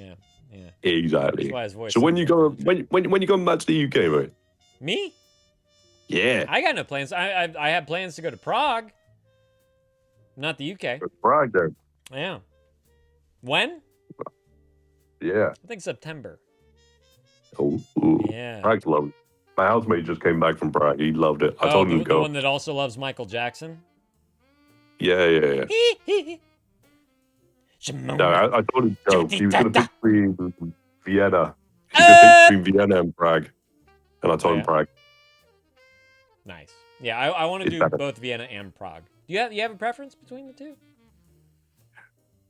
Depends what you're looking for, honestly. If you're Culture. looking I'm looking for for culture. I'm not looking for a handy. Okay? Ooh, okay, that might change things. Right. No, Sometimes I'm scared because he is very active. He gives me oral sex. I just give him the hand. I feel like I have to wait. Thank you. That's one to wait Sorry. for. Yeah. Both of them have culture. Both of them are beautiful. Vienna is beautiful in its own way. My pee-pee? What? I couldn't tell that was a button or a... No, that's my face. Oh, okay. Sorry. It scared me. My blanket, my beautiful blanket. I'm now really creeped out. That's right. I'm Peter Pan. I can fly. I'm Peter Pan. I'm Peter Pan, the most magical boy in the world. I'll take you on a magical journey through my underpants drawer. I'm like a really shit Carmen. Carmen. Carmen. Oh boy, yeah. No, I am more classic than Carmen at this point. You kidding me? Yeah, Carmen can get fucked. No, we like Carmen. I've seen Carmen. I've seen Carmen live. I've seen Barbara Seville live. Don't think I'm some uncultured swine. No, oh no. I meant Cartman. Oh, Cartman. Oh. I was like, Eric. What the fuck are you on about? Eric If you see Cartman. Yeah, he was in that episode. Yeah. If you can see him live, I'm gonna be really impressed. Oh my god, I would love to work with Matt and Trey someday. That would be a dream. They're fucking brilliant. Yeah, they really They're are. actually so brilliant. I love everything they did with the Paramount thing as well. It was fucking brilliant. Fucking. They told him go fuck yourself. Oh, they really did. They took like $2.5 billion fucking dollars. They were like, fuck you, we do what we want. You know? They gave him fuck all episodes as well. Yeah. They gave fucking nothing. Yeah, And they just shit on them the whole time. Right. No, it was like 8 episodes. It wasn't even 10. Yeah. Well, no, they split into 2 seasons and then went fuck you, bye. Yeah, and they had Jesus talking about Paramount. Yeah. What's up, Fucking Doc? What do you Colbert. need? What do you need? They dropped the fucking Colbert line about him getting cancelled. Right? It's like, Yeah. fuck. Hang on, guys, they're talking. Jesus Christ. Yeah, I want to go to Casa Bonita too. What, Doc? What is it? What do you mean pint high? Okay, bye. What the fuck are you talking about? Make up your mind. What's up? What's going on, buddy? Yo, doctor, come back. Yeah. Doctor, give me the news. I got a bad case of needing more beer. I'll be right back while you type. Yeah. Oh, you're trying to be annoying. Okay, welcome back to the Bobby Show. So, hello, board. I'm Bobby. So, the next question I have, very important, very serious, is if you could bring one celebrity to your dinner, who would you invite? What's your favorite color of candy floss? My favorite color of candy floss Ass crack. is crack cocaine or codeine. Brown. You bring light blue. Jack Black. Okay, I can respect Jack Black. I said, who would you bring if you can bring one person to your dinner? Who would you bring? Do they have to be alive? Anything. His favorite color of candy floss is codeine, or his favorite flavor of candy floss is codeine? All of the above. Yeah. Twits on the rampage. Yeah. So your favorite color of candy floss is Epstein and Michael Jackson and Trump? Yeah. That's like a whitish brownish orange. Twit. I think you'd have a really It's fucked like up an dinner. orange creamsicle with the stick visible. I think there's two questions going on at once right now. Yeah. One celebrity. Probably what? Doc, you would invite. Is the question? The question is, what celebrity would you invite to dinner? Right. If you can bring one person to dinner, One person, not necessarily a celebrity. it could be a celebrity. It could be a celebrity's easier to think, but it could be anyone. Well, Who would you I'd bring my wife. That's sickening. You know what? I need the codeine now. No. Who would you actually bring? Like you can pick one person, anyone you can pick their brain at. Martin Scorsese, you can fucking talk to him, or you can talk to fucking I don't fucking know. I'm too special to remember It should names. be celebrities, so you don't pick people like your spouse. Why Doc Clutch? You'd be too stoned to say much. Seriously. So you know there's food in front of you, right? Clutch? Huh? That wouldn't be much of a dinner. I guess he counts as a celebrity because he's your friend. That's very sweet. That's very sweet, Doc. That makes sense. That's nice. What's their name so we're not asking? Oh, this is for Jack. I invited one of my friends to the Discord. Is that La Dorothea? Did we raid her last time? Who on earth is Glenn Howard? Who? Glenn Howard? Glenn? Yeah. Is he the lead singer of Ninja Sex Party? Nay? He's an actor. Do you know Ninja Sex Party, Bobby? No. Always Sunny. Oh, that guy. I know him. Which one is he? He's the slightly less weird looking one. He's not Rob McElhenney. So you got Rob McElhenney, you know him? Right. Yeah, Charlie Day, he's the funny one. Yeah. And then the last one, the one who looks like he'd be a banker. Oh, okay. Yeah, that one. Do you see, Twit? This is what I mean. There is someone out there for everyone. Yeah. If Nay is like, I don't want that guy for dinner. I want to fucking eat him. There is someone for you too. I don't see it. Yeah, he's not hot in my book, but he's hot in your book, and that's what counts. And that's why I'm saying, Twit, there is someone out there that thinks you are fucking nothing but smoking man gristle. Bro, he had a bowl cap in Blackberry. The fuck? Yeah. I don't see it. I don't see it at all. No. Jensen Ackles, I can see. Jensen Ackles, but he's also a charmer. Yeah, he would negotiate. Okay. He would negotiate you into bed. Yeah, he really would. Yeah. He would subtly talk to you. No. Jensen, oh no. Sure. Yeah. He'd pick you up in an all-American pickup truck. It's true. Yeah, he'd be tickling all the sweet, right sweet places. ride to you. Take you out, right? A nice night on the town. You want to hunt some demons together? Oh, yes, it's true. Yes, Mr. Jens. Yeah. Right, yeah. Yeah, I do. Whatever you want. Whatever you want. Oh, He's I would like, have David Bowie. the demons are in your cock. I have to coax them out.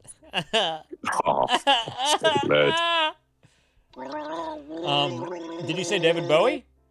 Yeah. Another smoking piece of man muscle. That's yeah. Yeah. It's another one. Jen, perhaps you're aware of this one. Aaron Comet Bus. He's the one. Like for me, I would bend over for Aaron Comet Bus. I really would. Oh, that's right. That's right. Oh my God, Jen. Good memory. Sorry for blowing out everyone's eardrums. That's right. Nate thought that James Gandolfini was fucking hot. Right? Or no, not... Wait. Jason Alexander. George. She was into George Costanza. Matthew McConaughey. Right? No, not Matthew fucking McConaughey. Twit, we're talking about you, buddy. So there's all these fucking guys. Yeah, it was George. Twit is more attractive than George Costanza. A lot. By a lot. Are you kidding me? Andrew Garfield. He's got nothing. He does. He's got nothing behind his eyes. He's got no light. He's got no sparkle. Oh, no, fucking Superman. Henry Cavill? Henry Cavill. Ah. Yeah. He'd speak sweet rhymes to me and then tell me nerd stuff. I don't know. And I'd be happy. You'd take it straight in the butt chin. He plays Warhammer, bro. I know nothing about Warhammer, bro. I have to do what you have to do. Oh, Witcher. Yeah, there you go. Yeah, Henry Cavill is the Witcher. It's just does make me think of all the gay porns I was on. It's true. Yeah, you did a lot of gay. I did a lot of gay porn. Yeah. What's up, Clover? What? No, not David Spade. Come on. David Spade, you taking a piss? What the fuck? Yeah, that's where are we going with this? Come on. Like George Costanza is like, oh, well, okay. He's got tricks. Bro, your attractiveness fucking radar is like fucking smashed to shit. What the fuck? Yeah. No, Nay's antenna is pretty No, damaged. you've well and truly picked the fucking worst one. But Like you're Jen is saying I love you, but there has to be a but after that. Come on. Twit, of course I did gay porn. Are you kidding me? David Spade. The fuck? That's more normal than being attracted to David Spade. Hey, David Spade looks a bit like Kid Rock. What the fuck? And Kid Rock's a fucking dick. Who's Caleb Laundry Jones? I don't know. I don't know Caleb Laundry Jones. The fuck is Caleb? Anyone Laundry. named Caleb is already a no in my book. Oh, what the fuck? Yeah. Nah, bro, he looks fucked. Twit, no, they did not smell like locker rooms. They smelled like tire fires. Hey, he looks like a ginger heroin addict. What the fuck? Post him somewhere, Bobby. He was in Post him Dogman somewhere. or Dracula. Dogman is animated. He was in Dracula? Which Dracula? 2025 one. Nosferatu? Or is there another one? Wait, there's two fucking ways. Every fucker's a He was fucking in Dracula. The Mummy, Wolfman, There's one. Creature from the... Oh, that guy. Yeah. Oh, he was Get Out. Oh, he was the brother in Get Out. Oh, yeah. That's why he's unsettling. He's creepy, bro. I don't like it. He looks like a heroin. Yeah. Nay, you've got range. Yeah. Nay, you like weird shit, bro. I mean, thank God. Thank God. That's all I have to say. Thank God for Nay. Thank God for Nay. She's Most helping of these attractive people. men. Uh-huh. I'd say most of these attractive men, you'd be like, "Fuck!" In my dreams, I might be able to get with them. Exactly, I think right? you. Yeah. I think you have a chance, Nay. I think you do too. My God. This guy I'm likes expecting- having his face sat on. I can tell you. Yeah. Christian Slater. There you go. Rory Culkin. You're a heroin addict. No Culkin. Rory. No Culkin. Sorry. The Culkins will always be children. What the fuck? In my mind, the Culkins will always be kids. They'll always be grown children. That's it. What's up, 1989 Toyota Mr. 2? Why are there's two Misters that joined today? The first one was a fucking troll. Are you gonna be a troll? 1989 Toyota Mr. 2?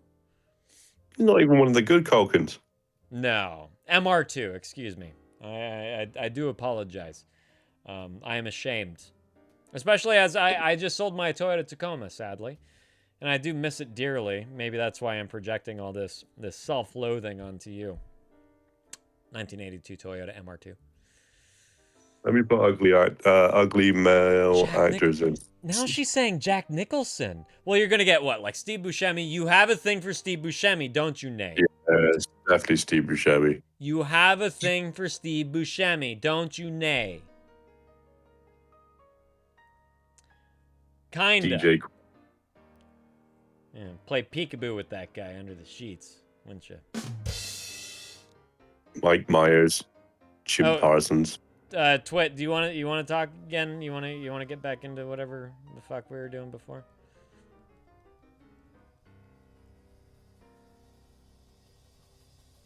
Oh, okay. Yeah. Bobby, do you want to stick around while Twit talks about his attraction to his therapist? That's what we're going to talk about, Toyota.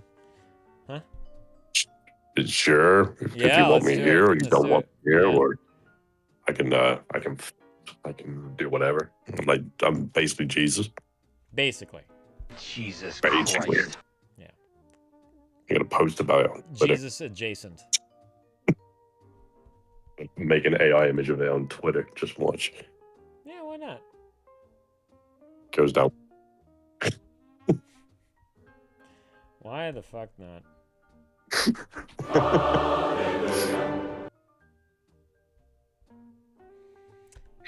Get in here, Twit. Who is Jimmy Crystal? Crystal meth. I know bet. Billy Crystal. Oh, Tom fuck off. Selleck. There you go, Tom Selleck. Yeah, that is a man that is selling mustache rides, ain't he? No, Holy no. shit. All What? right. Hey. The actor, I like. Jimmy. You take the character where he's cosplaying a pedophile. Jimmy Crystal is based on Jimmy Savile. In Bone Temple? Yeah, that's Jimmy Savile. Don't you can't fantasize about Jimmy Savile. Hey, no, that one's bad. Okay, but ignore ignore the Jimmy Savile part. It's based on Jimmy Savile. Yeah, like we're into undressing people, nay. Jimmy In that Savile way, we all touched saw his the throat, movie. no. I hope we all saw the movie. You're into undressing people like that, nay.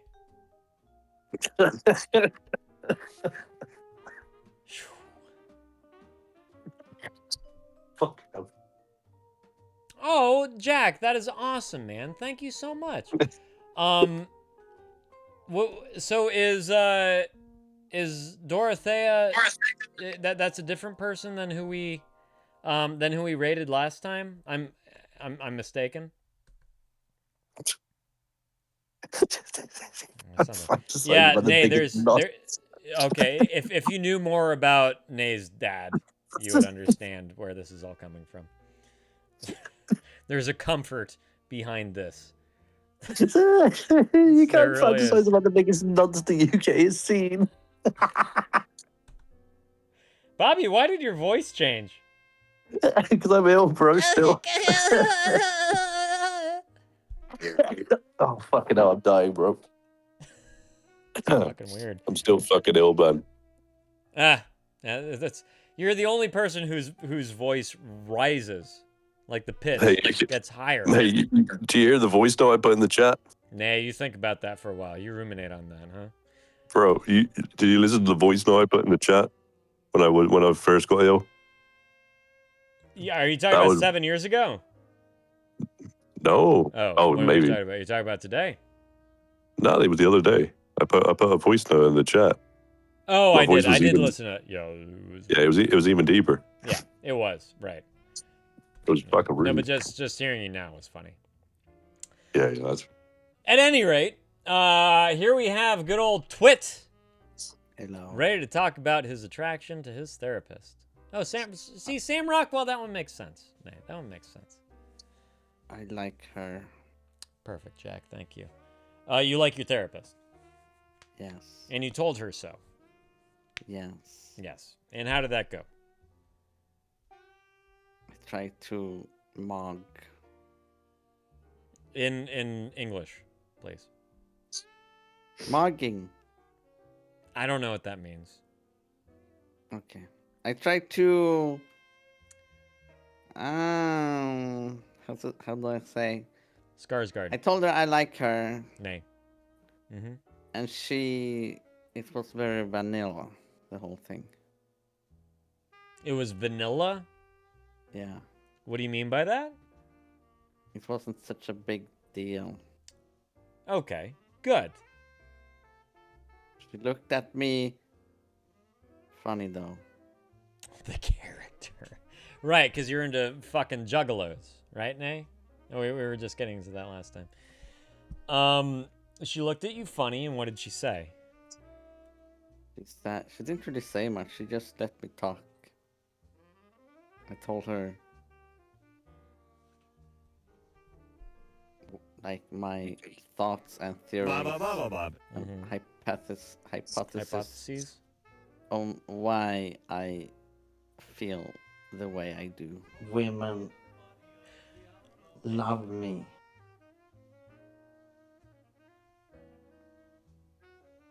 And what was her reaction to your answer? Danny Trejo. She didn't really say much, except she just looked at me, and I kept on talking, and then I finished talking, and she said, "Did you finish talking?" about that. And I said, no. Let's continue some more. Okay. So, Oh, yeah, the thank whole you thing very was that much. she gave me homework. Jen! And Sorry, Twit. Jen is losing money being my mod.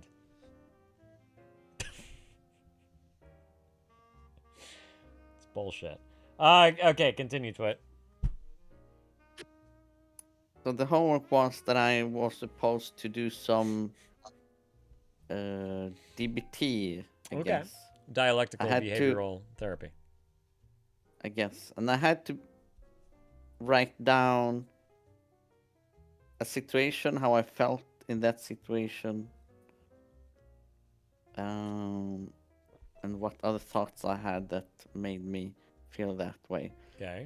So I wrote in that homework, I wrote in the situation when she came up to me in the train. Yeah. So I explained. So everything I told you, I kind of told her. Right. And for those of you that weren't here, after Twit's previous appointment, he got on the train. His therapist got on the train, and it was really awkward at first. But she approached him and asked if she could talk to him or sit next to him. Is that right, Twit? She asked me for my dick. For your what? Painful erection that will not go away. For my friendly heart. Ah, yes. That's very sweet.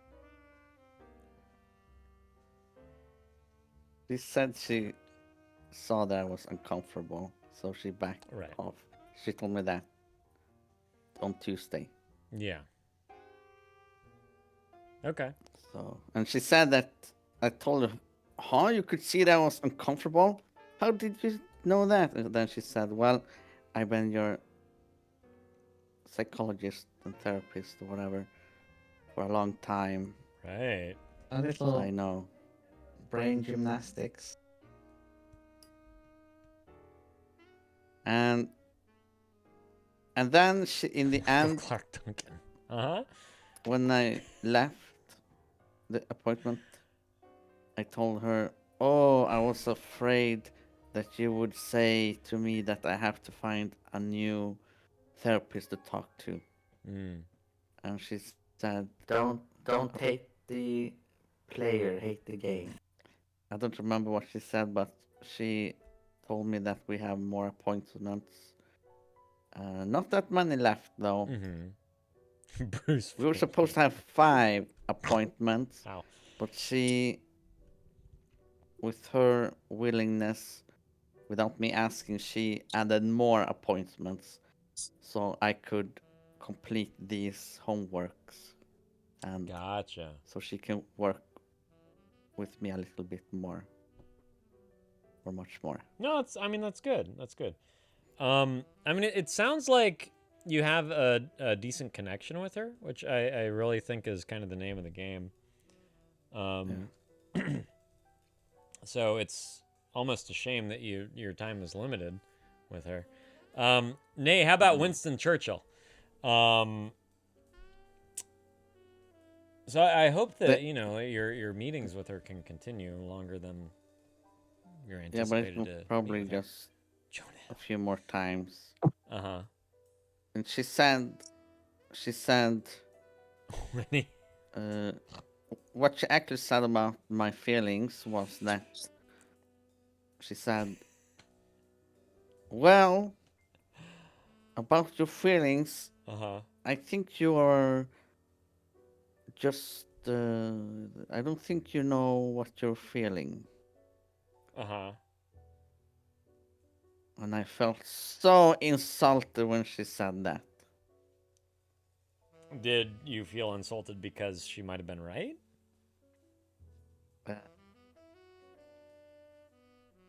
It's when you say, when you assume, then you make an ass out of blah blah blah.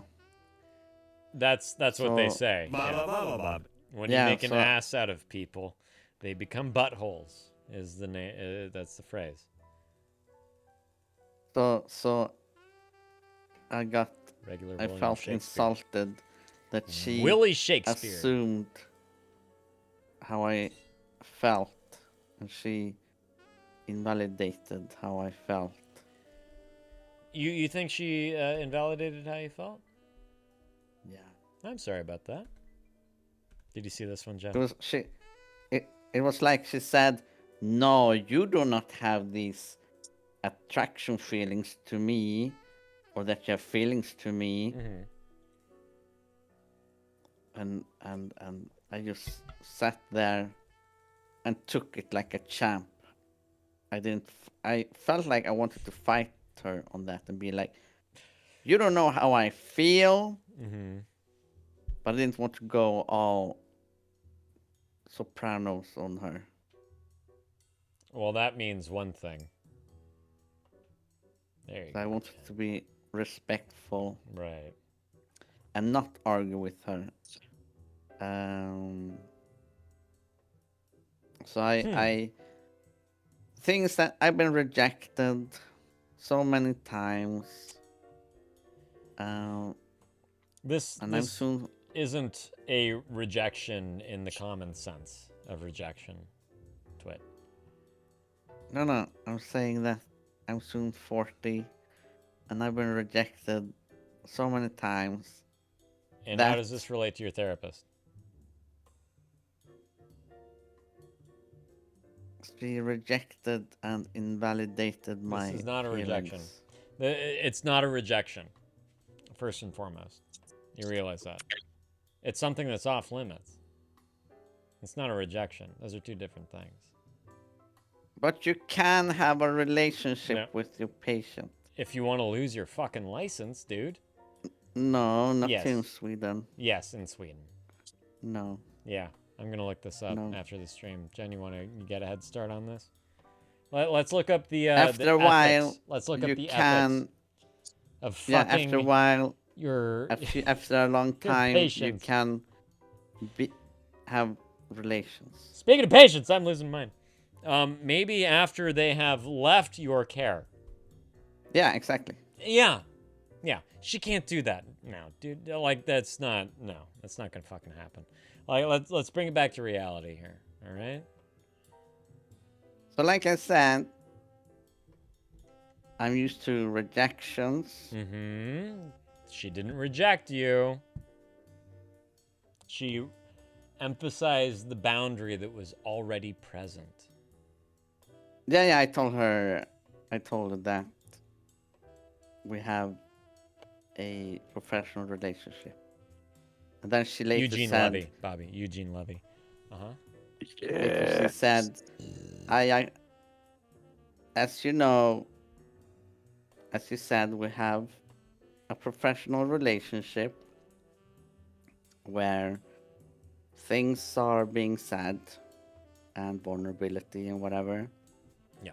And the whole thing was very plain, very boring, very... Good. Very professional. That's the way it should be. Very... That's the way she has to go about it, man. Very respectful. And...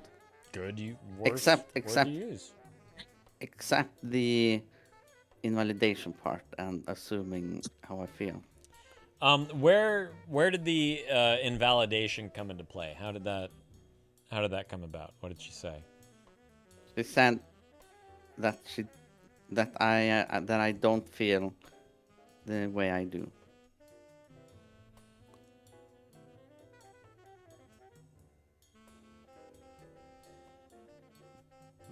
It's basically my autism.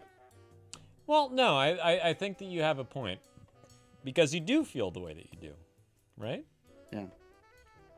You do. Yeah. The only difference is that there is a reason behind that. It's not that you don't feel that way. As a matter of fact, you're wrong about your own feelings. It's not that. It's not that. It's the fact that you have been essentially experiencing something that for a lot of people is a really intimate act. And that's sharing your deepest, darkest feelings, desires, histories, life experiences, all these things with the opposite sex. You know? Like that act is intimate. I mean, if she was And very old and very ugly, I wouldn't feel the same way. I don't know. You might, dude. You might. Even if she was the She opposite was sex. 120 You years might. old. You know? Nay, who is it? Who do you know? Who the fuck is Mark Addy? Never heard of him. Who is I could that? not have intercourse with a skeleton or a mummy. Mummified mummy.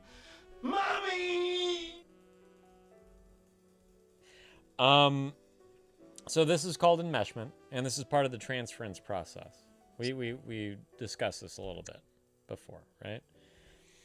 This is actually something that happens fairly common between patients. Yeah, I told her. Yeah. Oh, you told She her said- that. Yeah, I told her. I was thinking what you said. Yeah. So I told her. I heard it's normal for people to get attraction, emotions. It's and not that feelings it's to normal, their- it's that it's common. I don't know what I said. Something that Different it does happen. Yes, it does. Very often. Yes. And? And she agreed. Yeah, good. So maybe it wasn't her first time.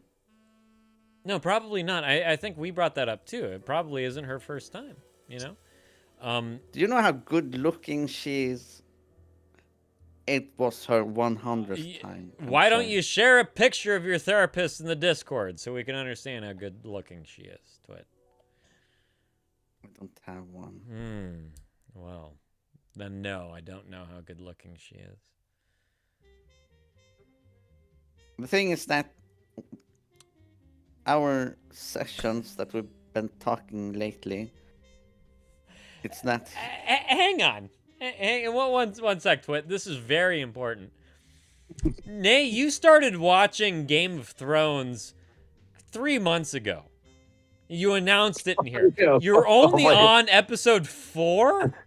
Wait, I just clocked this. What the fuck? That's not a fucking spoiler anymore. What the fuck? They've released so many fucking episodes. Here is the thing, too. And that is that after, like, a series has been over and done with after X amount of years, and then suddenly you're hit with a spoiler, that's not on the person that laid that out for you. That's on you. You know? Like, if anyone comes out and is like, yeah, Rocky lost. He lost No in the first. way. Yeah, Rocky lost. No. Guess what? If you didn't know that, your own goddamn fault. That movie came out in 1972, right? How dare you? Yeah. Do you know when the final episode came out? The final what? When the final episode of Game of Thrones came out? I'm going to guess 2018. Ooh, close. 2019. 2019. Okay. The exact date was 6 years and 11 months ago. So almost 7 years ago. 6 years and 11 months. Yeah. And if you're just finding out certain things like the villain loses, which I think one can surmise anyway, right? Just as with Harry Potter, I've given you 7 years. Lord of the Rings, Star giving you 7 Wars, years. you know, like any fucking series that has a villain, guess what? The hero wins. All right? Lame. Fucking lame. Seriously, Bobby, give me a series where like we get to know this person over the course of hours upon hours upon hours upon hours, only for them to lose. I think it's brilliant. You know? The Happening. You mean the crappening? They don't lose. It's just that everything just stops on its own. That movie, I'm sorry, Ask Bella if you're here, that movie is the biggest waste of time I've ever experienced in my entire fucking life. Nothing happens in that movie. And then even what happens stops happening. Nothing happens. Have y'all Breaking played? Have y'all played Last of Us? Have y'all watched the series or played Last of Us? No, One or I the have other? to mute. I have to mute. Okay, yeah. Go away, Twit, if you haven't done it yet. I have to mute. But I haven't finished talking. Yeah, we're gonna get back to you. Don't worry. We got 8 minutes. Okay. Of talking I'll about mute pop culture. everything. I'll mute in 3 seconds. Okay, no, my point's already come across. I'm not gonna say anything. A Didn't Cure for Breaking Wellness, I Bad don't end know. with the good guy losing? Yeah, there you go. But Breaking Bad, I mean, that probably ended earlier than Game of Thrones, right? Yeah, I think it did. Bad guy loses. What do you know? Okay, Twit, you can come back. It's safe. But, technically, he was the anti here. He was the good guy. Anti-hero. Yeah. Yeah. Why am I hearing myself all of a sudden? That's weird. Yeah. Yeah, I've never heard of A Cure for Wellness. Yeah, the final episode tell of Breaking Twit. Bad was Tell Twit you can come 2013. I'm back. What the fuck? Did you finish Breaking Bad, Twit? Yeah. Okay, good. So what did you want to say about your therapist? Now that we've cut across all pop culture references. I wanted to say that. Yeah, again, thing Nate, is that's your that fucking problem. Uh-huh. She might be right. About? You not knowing what you're feeling? Yeah, because we've been talking about alexithymia, if you know what that is, alexithymia. I have no idea what that is. Please do educate me. It's the thing which a lot of people with autism have. This thing right here? No. Oh, what is it? It's when you don't really know what you're feeling, or you don't really feel much, or you're confused about your feelings. Like, okay, you think you feel sad, but you're actually angry over something, or you think you are the tongue worried, gooch. but you're actually scared of something. Album name right there, Jen. And the list goes on. Yeah, you know what's kind of funny with these kinds of things for me, Twit, is that unless you are raised in a place that fosters your exploration of your own emotions and feelings, this isn't an autism versus neurotypical thing. This can simply just be a thing, depending on your development, you know? Yeah. But it can also be an autism thing. Yeah, it could be. I mean, you know, like whatever helps you figure it out at the end of the day, right? Like Whatever you can have the helps best upbringing, the best life coaches, and people exactly. around you telling you how emotions works and right. whatever. I mean, you can still... be Jeff Bezos' son and still be a fucking sociopath. And why is that? Probably because the one thing that you wanted, which was your parents' fucking attention, was not an aspect of your life. No, I mean, because with autism, the how the brain is wired or works or signaling. Right. Yeah, and we can discuss these kinds of possibilities, right? I don't know if the reasoning behind it is something that should necessarily be explored so much outside of what it is. And after that acknowledgement of what it is, how to go on managing it after that acknowledgement is made. Right? And how to We're figure still it out. talking about what she said. Mm-hmm. What's up, Toady? Good to see you. Yeah, so we didn't really get to talk much about that. She basically just said that we had discussions about emotions and that I don't know what I feel most of the times. Maybe I'm just horny. Right, yeah. I mean, I would certainly... Maybe I don't really like her. Maybe I don't agree... really see her Here's the thing. as a girlfriend. I would agree with her on the fact that you're confused about these emotions. Because as I was saying, you are divulging this information to her that is usually just kept between very intimate partners, right? So it's kind of mixed signals. And that is why this is such a common thing across the spectrum of therapy, is that you are discussing with someone else these very, very sensitive topics and experiences that you have experienced over the course of your lifetime. It is an intimate act to discuss these things. And that's where the confusion lies. It doesn't have to be in autism. It doesn't have to be in unknowing of feelings. It doesn't have to be in anything like that. It has to be in this process of what you're experiencing,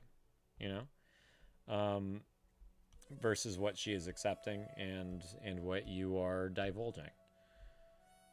What does divulging mean? Putting out.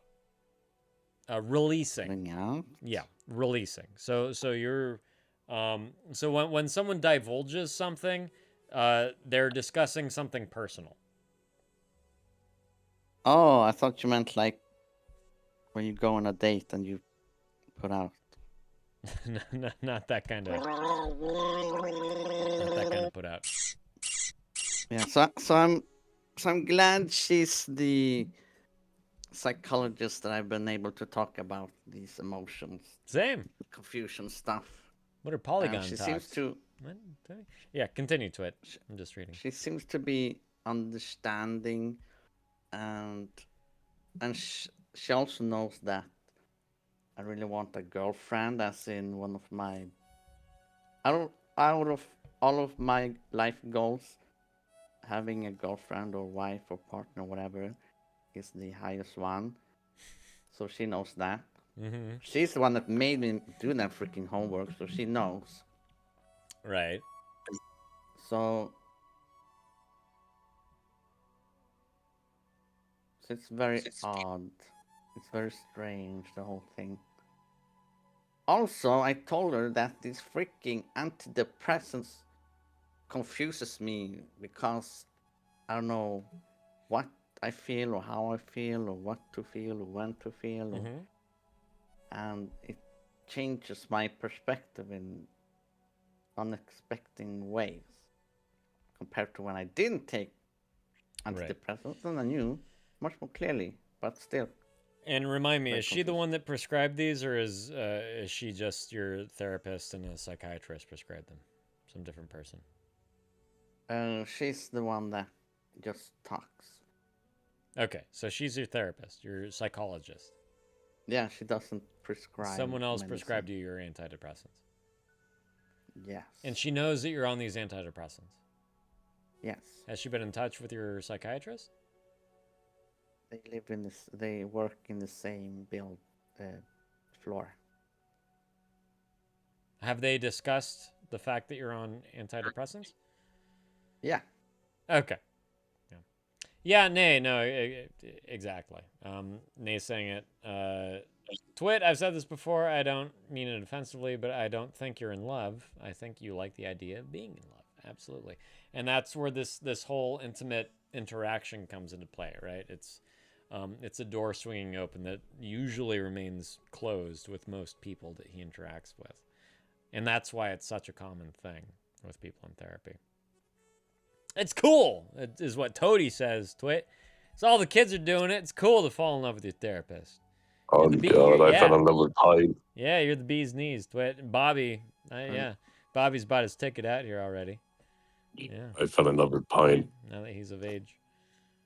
When I was younger, I was... Thank you. Oh! Yes, we're going to raid Taz. I love it. When you were young... I was a hopeless romantic. Mm-hmm. And then one day He wants to groom this child for his, abuse farm. You stopped being a romantic? I stopped being a hopeless romantic because it was hopeless to be romantic. Or be a hopeless romantic. See, that takes more cognition than you offer yourself credit for.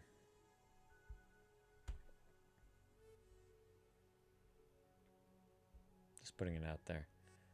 Derpy derpin'. That's what Taz says. Okay, I'm going to pee before we raid Taz. Oh, it's good to see her face. Look at that. And she has huge, closed captions. They're like covering her entire body. Is that just me? Do I have that turned on? Am I the only one with that? The closed captions are like half the screen. It's crazy. I was just saying, like, it's so good to see her, but then it just like covered her. The closed cap, and I couldn't see her anymore.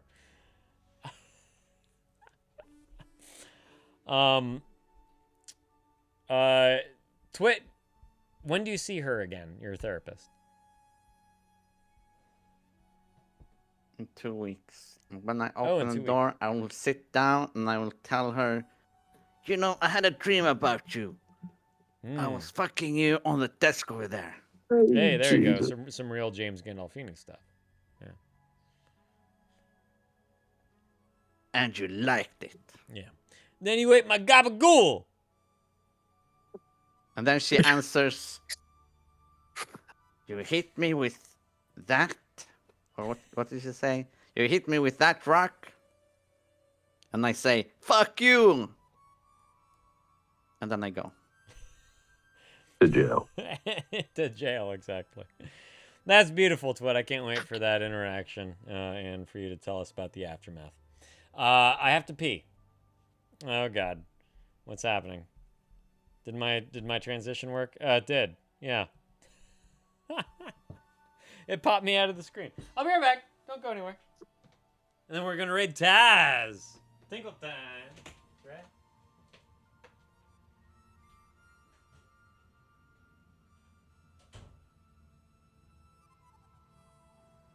So let's go back to Nay and her weird obsessions.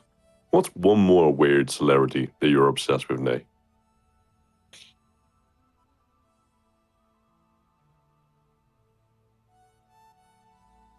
If you had to pick one more strange obsession.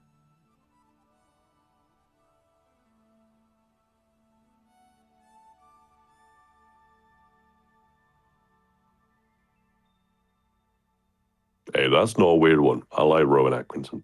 He's class. I would. I definitely would.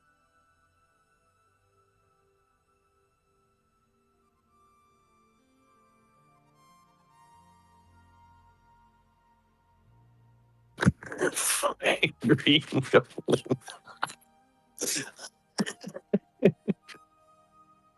What's his fucking name? In fairness, William Dafoe. That's the one. In fairness, apparently William Dafoe has a humongous penis. I forgot what movie it was on, but apparently, if you look it up, and hey, you definitely look it up. Like, if you look it up, apparently, he's got a humongous penis. Like, apparently, he was on a set once, and they had to get a prosthetic to be smaller because it was so fucking terrifying to them. They didn't know what to do. True story, apparently. I forgot what movie it was, but genuinely, apparently, his penis is fucking massive. You could use it like fucking rope. Like, if you were to grab it, you could fucking swing the bastard, like fucking whoop, whoop, whoop, whoop, whoop, and fucking like hook it. Might be the Antichrist. But yeah, I reckon you could use it like fucking like a whip. Fucking like and fucking hit someone with it. You could knock a coffee cup off a table. And fucking like go, yeah, what's this shit? Fucking fucking knock the bastard down. See, holy shit. See, I told you, it's fucking massive, mate. He's got fucking humongous fucking schlong. It's a bit weird looking, but apparently it's fucking massive. The bastard's got a fucking third leg. It's fucking incredible. Can you imagine having a third fucking leg? He's a fucking walking tripod. Whose penis are we talking about? William Dafoe. Oh, yeah. Antichrist. Yeah. That's what you're talking about. See? Yeah. She said she liked the one from Green Goblin. So, another nasty-looking fucker. Yeah, but I said at least this one's got a humongous fucking cock. He's got a dong. He's got a dong Yeah, and a half. fucking huge For bastard. sure. Yeah. I was saying he could like fucking he could put a coffee cup on the side of a Fancy. table and he could fucking whip it with his feet. Right? Painful erection that will not go away. That's it. Fucking human fucking tripod, mate. He's fucking Yeah. huge. Nay, how Third do you know leg. Orlando Bloom's is small? What was his shown in? Let me look Orlando Bloom's cock. Yeah. do a Google search. No, you Marilyn know way Manson's- too much. Right. She's just searching celebrity penises all day long. That's it. Honestly. Yeah, Cillian Murphy, Ozzy Osbourne, Billy Joe Armstrong. He was on a boat with Yeah. Katy Perry. Has Who- Katy Perry got a small penis too? Who was on a boat with Katy Perry? Marilyn Manson? Wonder what Katy Perry's penis looks like. I mean, it's there. Oh, Orlando Bloom was on a boat with Katy Perry. Fuck. Interesting. Damn. Oh.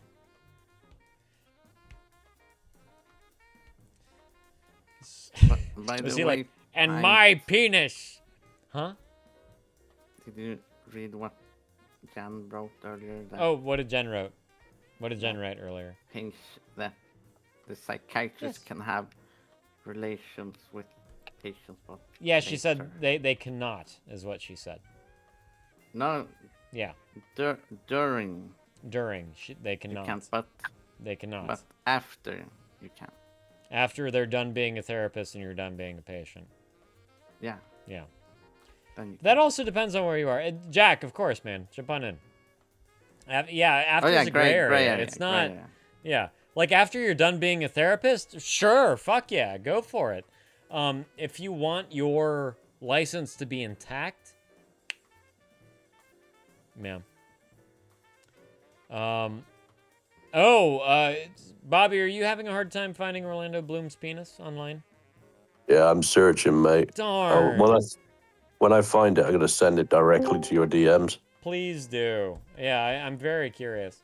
I'm actually, you know what? I'm gonna send more photos of it. Do you have consent from Nate to send you Orlando Bloom's penis over the internet? Yeah. Go on then. You're 24. Nate's 24. Yeah, exactly. You're both 24. I'll allow it.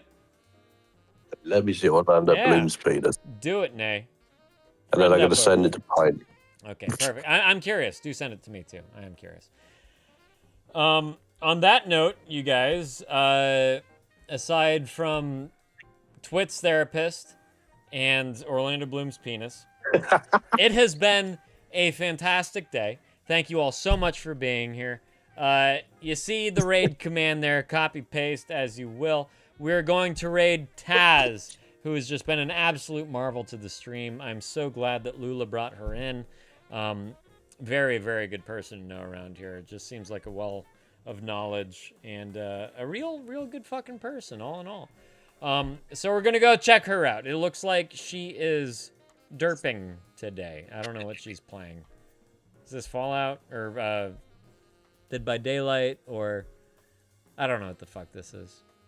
You're all welcome. Until Friday, you guys, keep taking care of yourselves and each other.